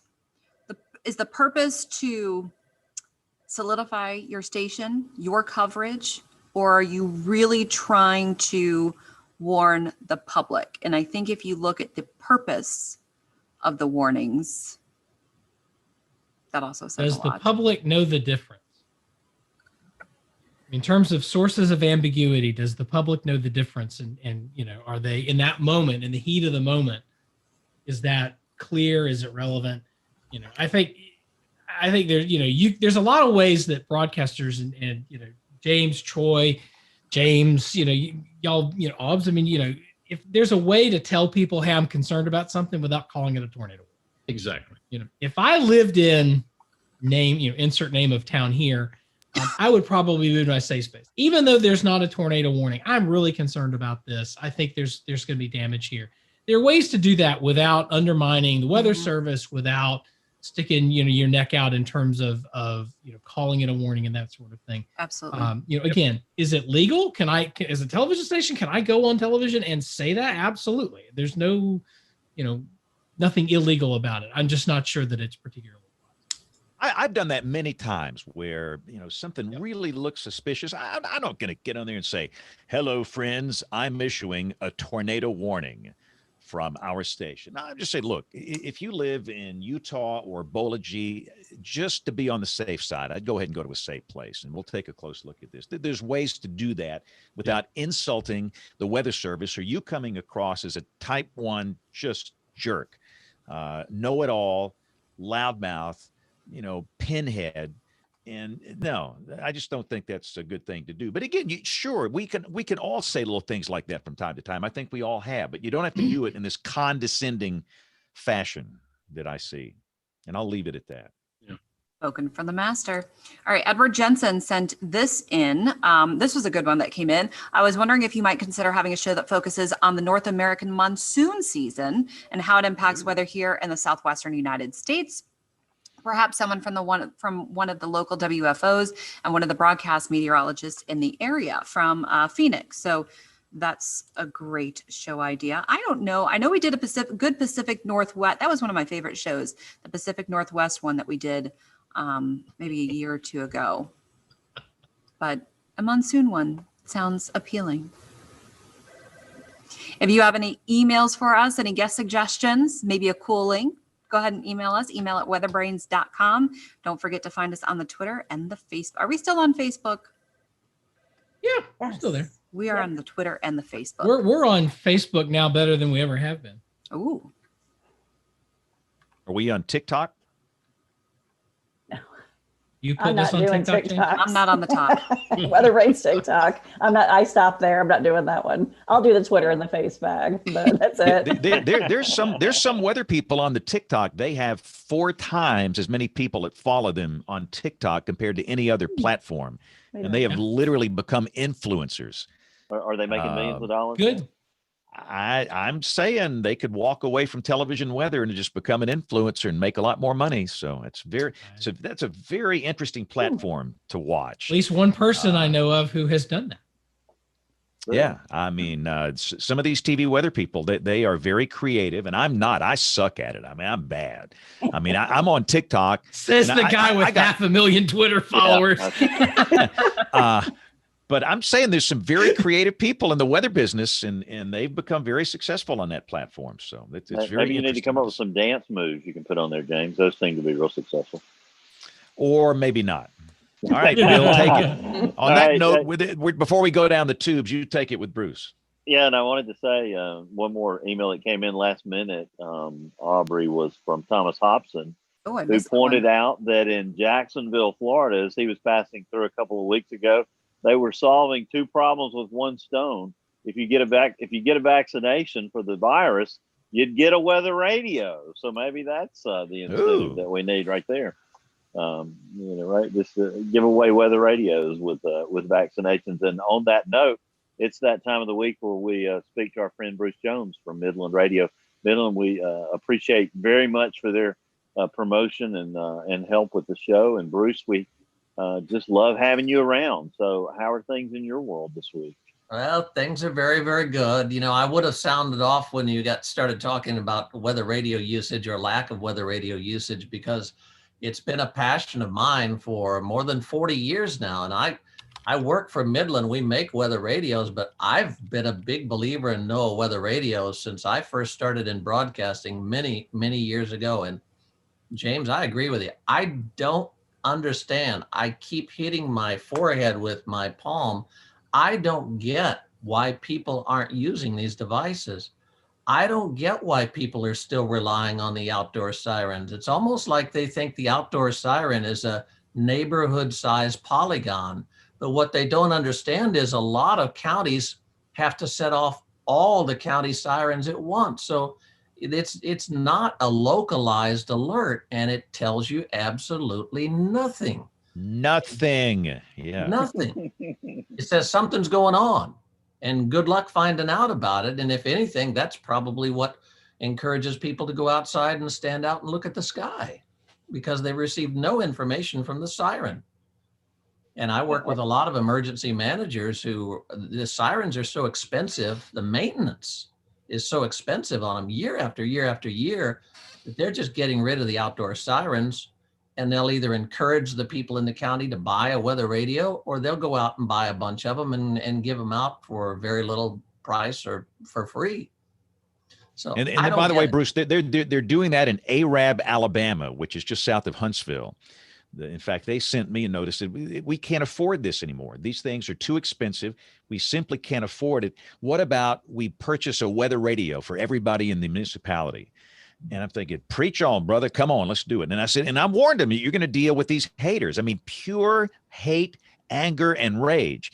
But you've got to do the right thing. And they did that. And I think it's been extremely successful. Have you heard back from the people there? Are they happy with it? To my knowledge, they are. They had the usual, siren lovers, the haters, but that little wave moved on. And it seems like it's going very well. And I'm seeing more and more of that. And if that's what it takes, then fine. But I think it's a great decision, Yeah. Well, if you don't live in Arab, Alabama, you got a special offer for all of our. That's right. Yes. They can utilize. That's right. If you're a WeatherBrains fan, and who isn't, go to midlandusa.com and using this promo code SPAN25, and that's SPAN SPANN 25. Use the promo code SPAN25 and you get 25% off of a weather radio or any weather radio products or accessories. Now, we have Father's Day coming up, and I can guarantee you that this is one of the best Father's Day gifts you can buy, because what else are you going to get your dad or your grandfather or your son-in-law? Weather radios make great gifts. There is a law in the state of Indiana that if you live in a mobile home, you must have a weather radio. When FEMA gives out those FEMA trailers in the aftermath of a disaster, there's a law that those trailers have to have a weather radio in them. Smoke detectors are required by law, but storm detectors are required by common sense. So please think of your loved ones, get them a weather radio. It's the voice of the National Weather Service, America's official alerting system, and it does a really, really good job of informing people and saving lives year after year after year. 1,033 transmitters serving 98% of the US population with a signal. All you have to do to take advantage of it is get a little radio. And honestly, I don't care which brand you buy, but we'll give you 25% off because you're listening to WeatherBrains. So midlandusa.com, that's the website. All right, Bill, you take it up for Picks of the Week. I'm the lead story because of flooding. Yeah, you need to go stand in Cobb Heights with water up to your waders there or something. We keep getting it over here. I tell you what, we've been having these big rainfall events. Anybody excited about some tropical development in the southwestern Caribbean, potentially the Gulf of Mexico, maybe over the next couple of weeks? Anything going to come of it, Nate Johnson? After last year, I'm not excited about anything in the tropics other than the type of hurricane that has the little umbrella in it. Yeah, or maybe a Miami hurricane, huh? And that, as an NC State fan, that probably won't work for you either, will it? No, but we have the Carolina Hurricanes who are still in the Stanley Cup playoffs against the Tampa Bay Lightning. Although it's an all-weather series. Not looking good for the Hurricanes. They're down 3-1, so we gotta start winning some hockey games. Starting tomorrow night. It's an all meteorology school women's college World Series too, with Florida State and Oklahoma reaching the finals now. So a lot of excitement. Go Noles, Jim. Go ACC. So I'll start with you, Nate Johnson. What you got for us pick of the week this week? Well, you got to go to OBS first. Oh, that's right. Sorry, OBS. You should always be first. Oh, yeah. Little show going on here. So I saw this amazing image on Twitter earlier, and it is a tornado, and the photo was taken from inside the airplane at Denver, and it's an amazing view. What did Nick said, I've been wasting all of my time and money by storm chasing when I should have just been taking flights to Denver. So it's a great tweet and a great photo. And if you are ever flying into or out of Denver, always watch out for tornadoes. And with that, I'll throw it to Jen Nairmore. I think it's going to give a variation of that same pick. I was going to, but I changed my mind for the third time. I totally changed my mind. No, it just dawned on me. I really want to share this pick. We, of course, have been riding on the April 27th super outbreak, and Nelson Tucker has done an extensive analysis of the Hackleberg event, and actually it turned into 5 summaries that he poured his heart and soul into. And I did a lot of the interviews with him, and one of the interviews was from the Guzman family out of the Mount Hope area, and they lost their daughter. And it was an amazing interview. It was heart-wrenching, but it was powerful. And at the end of the interview, Mr. Guzman wanted to give a message in Spanish to the Hispanic community. And he wanted to know if we could share it. I don't know why I'm getting choky all of a sudden, but anyway, he wanted to know if we would share it. And so we got it up on our overview, which is a free page on the website. It's the overview of the Hackleberg tornado. And one of the community members on Discord translated it for us. But it was a direct message toward the Spanish-speaking communities of the United States, just to be aware of how serious tornadoes are. And, you know, it was heartfelt. And so I decided to change my mind. I wanted folks to check that out and go listen to his personal message. That's outstanding. Thank you, Jen. I bet Nate can see Aubrey's DIA picture and maybe raise her one. That's right. So she's not kidding when she's saying don't bother storm chasing, just fly in and out of DIA. 7 years ago, almost to the day, Hayden Nix, who is a broadcast meteorologist, was on a flight out of Denver International Airport and caught a tornado on camera, looking over the wing of the bird as they were flying out. He reports in Twitter that a captain said, we're going to never buckle up and sit down, and we're going to try and sneak out of here between 2 storms. He says that he remembered that the climb out seemed to be a little steeper and faster than normal, and he looked out the window and sees a tornado hanging out the bottom of the cloud deck. That's pretty awesome. Some beautiful pictures out of DIA tonight. Troy Kimmel, what you got for us, sir? Well, I was going to give we all, I think Jan and Aubrey and all of us kind of hopped on that same picture, but I wanted to mention who took that picture. It actually was Adrian Vaughn, who's with Spectrum News, I believe, here in Austin. So I'm convinced that plane was actually from Austin to Denver when Adrian took that a little earlier this evening. So it was an amazing picture that Aubrey and that all saw. And there was a lot of ground-based stuff too. If you saw that Twitter, I think Nate pointed it out. You could just go all over Twitter tonight. There are pictures all over Denver. And the only thing I haven't done is check the METAR at DIA to see if they reported the FC plus. I'm assuming they did. There was actually The reason I say that is because the FAA issued they've had all kind of irregular operations at DIA tonight.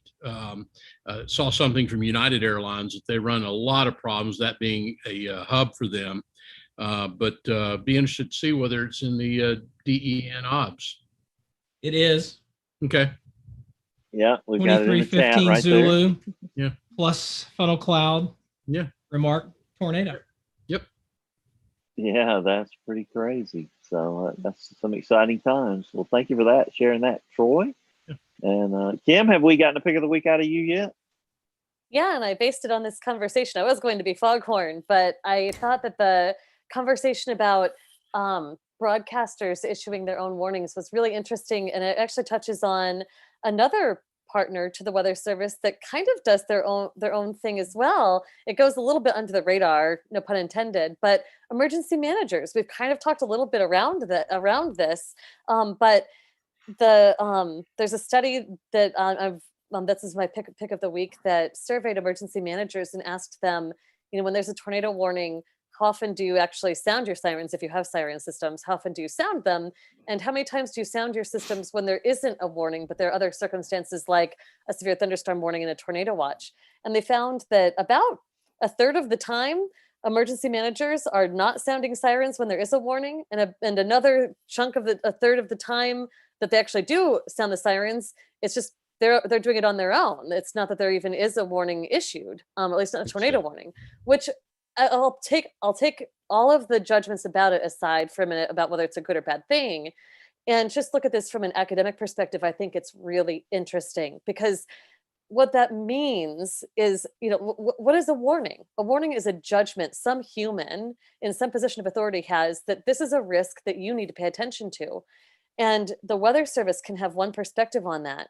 But I think that what we're seeing is broadcast meteorologists might have a different perspective on, for their audiences, what they think is a risk worth attending to. And emergency managers might have a different determination on what they think is a risk worth attending to. And I think what this means is that there's this underlying tension about there's not always perfect agreement about what exactly is that threshold where a warning is warranted. And I mean, under that is all of these questions that we have as a community about what's better, having a false alarm or a missed event, and most of the time, these decisions aren't easy. It's not just fish in a barrel. Warning decisions are decisions. And we think about it so much from a physical science perspective. We think that it's just this exercise in being able to forecast the atmosphere. And I don't think it is. I think it's also a very human exercise in what do we believe about the people who are in harm's way, and what they need, and what we take to be a risk that is acceptable or not. So all that to say, look up that paper, and I encourage everyone to sort of think about what this means to them. It's a really interesting question. We take it for granted that a warning is a warning is a warning, but I think it can mean different things to different authorities. Excellent pick. Thank you, Kim. It's an interesting discussion for sure. Bruce Jones, you always have a great pick of the week for us. What you got for us this time? Well, 55 years ago tomorrow, the Great Topeka tornado, F5 went right through the heart of Topeka, went right over Burnett's Mound, which is supposed to protect Topeka from tornadoes, because the Native Americans had said it would, and there was no evidence that they ever said any such thing, but the people believed it, and that tornado went right over the top of Burnett's Mound, right down into Topeka. 16 fatalities, 2 of which were heart attacks after the storm. Relatively low fatality rate because the warnings were issued via commercial radio and commercial television stations. And of course, Bill Curtis did a phenomenal job on the air that day, warning people in Topeka, for God's sake, take cover now. And that you had an exhibit there from the Bruce Jones Tornado Museum tonight, it looks like. Yeah. Well, thank you for that, Bruce. We appreciate your support of the show and all the great work you do for Midland. All right, James Adelite, I've dragged my feet as long as I can for you here. What you got for us? He's got audio visual. I've got a map. See, now that if you're old timer, you remember when H. Ross Perot said that. Is one of my GIS classes last semester. Then one of the fun things about grad school is being able to kind of self-direct it in some aspects. And we had to do a GIS project, and I mapped with the database provided to me by the all-wise, all-powerful, and honestly, one of the kindest people I've ever met, Dr. Patrick Marsh at SBC. And he gave me the tornado database, and I plotted a 1 mile radius around every hospital and every school in Oklahoma and connected the beginning and end point of all the tornado paths since 1950, and found that less than 1% of the total tornado path in lengths in Oklahoma passed within 1 mile of a school, and even less than that of a hospital. So neat stuff. Wow. Really We dorky. Really dorky. That's good. The dorkier, the better. We've enjoyed having you on the show tonight, James. Anything you want to add in before we get ready to say goodbye? No, I've learned as much talking through this stuff and doing these classes, and people are very complex. This is a very complex problem, and there are no easy answers to it. That's for sure. Jen, you need to mention the Bill Curtis thread that's going on over here in the chat. I had the opportunity. I interviewed him when Tornado Talk did the podcast. So we have an episode on our YouTube channel, and he goes through the whole story of being on WIBW TV and going through how all that transpired. And he was kind of thrown into the mix there, and he tells the whole story. It was really fabulous. He's a neat man and just told the whole story. And we had other folks on there from the Topeka Capital Journal, and another lady who was only 16 when the tornado hit. So it's a pretty good listen during the old days of Tornado Talk. Hey, yeah, and, gotta go back. Jen, Bill Curtis was within a couple of days or even weeks of retiring from television and going to law school. But after his tremendous coverage of that storm, CBS network called him up, and they started bringing him up the broadcast ladder, and he started his broadcast career. Otherwise, he was going into law school. Yep. That podcast involves two great voices, because you've got Jen's voice at Basket of Warm Kittens, and then Bill Curtis, whose voice is literally a game show prize. Yeah. Well, Jen, you're in charge of next week's show. You put it together. Can you mention our guest who's coming along? And then maybe we've got an opening in 2 weeks. Is Bill Curtis still around? I guess if he is, maybe you could get him on the show. Yeah. You win Wait, Don't Tell Me. You get his voice on your is that the Bill? I'll be darned. There you go, Jen. That guy. 2 weeks from now. You want Bill Curtis on the show? Yeah, we want Bill Curtis. Let me write that down. Okay. You're in charge. So take care of that. All right. Any other business to bring before this august body here tonight? I guess not. I've enjoyed 3 hours of sitting out here listening to the rainfall, about 2.59 inches later, and a little bit of flooding around the area, but it's been fun doing the show from outside tonight. And I'm thankful for my new MacBook Pro. Battery's only down to 80% after almost 4 hours of being outside with it. So I'll take that. Troy, I'll take a motion that we adjourn. That's your motion. Nate, got a second for me? You got it. Second. All in favor, say aye. Aye. Pumpkin. Pumpkin right here. Pumpkin. This is the weekly netcast all about weather. For Jen turns into a pumpkin, we'll say goodnight.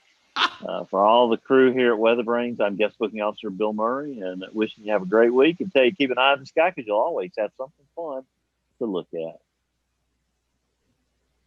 Well, thank you for doing it, Mr. Awesome. Adelot. We appreciate it. Thanks, James. Weather Star is next week. I didn't You're very realize welcome. that. Awesome. Yeah, you're in charge of next week's show, That'll be too. fun. Yeah, that's going to be a good show. Yeah, thank you All very right, much guys, for have a having good me. week. Yeah, See you James, later. come back anytime. Thanks. Bye-bye. All right, brother.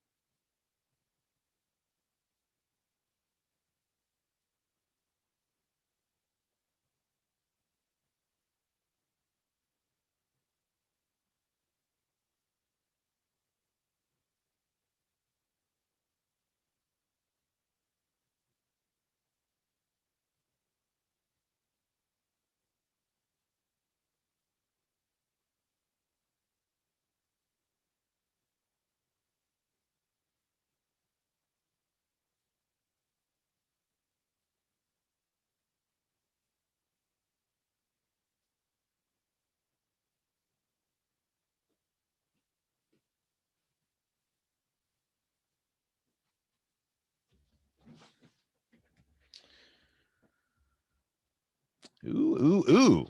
It was a good show tonight. Great to have James Adelot on the show with us from Tulsa, one of the greats in our business. Can't wait to go back and listen. I was really busy tonight with all the flooding issues we had here, so I couldn't really get focused on the show. But again, I love to listen to WeatherBrains driving in the car in the days after the show, which is kind of odd because I'm sitting here doing the show, but that's the way it works. But I got to go, guys. Thank you all for watching. We will be back next Monday night, June the 14th. Y'all have a great week. Thanks for watching.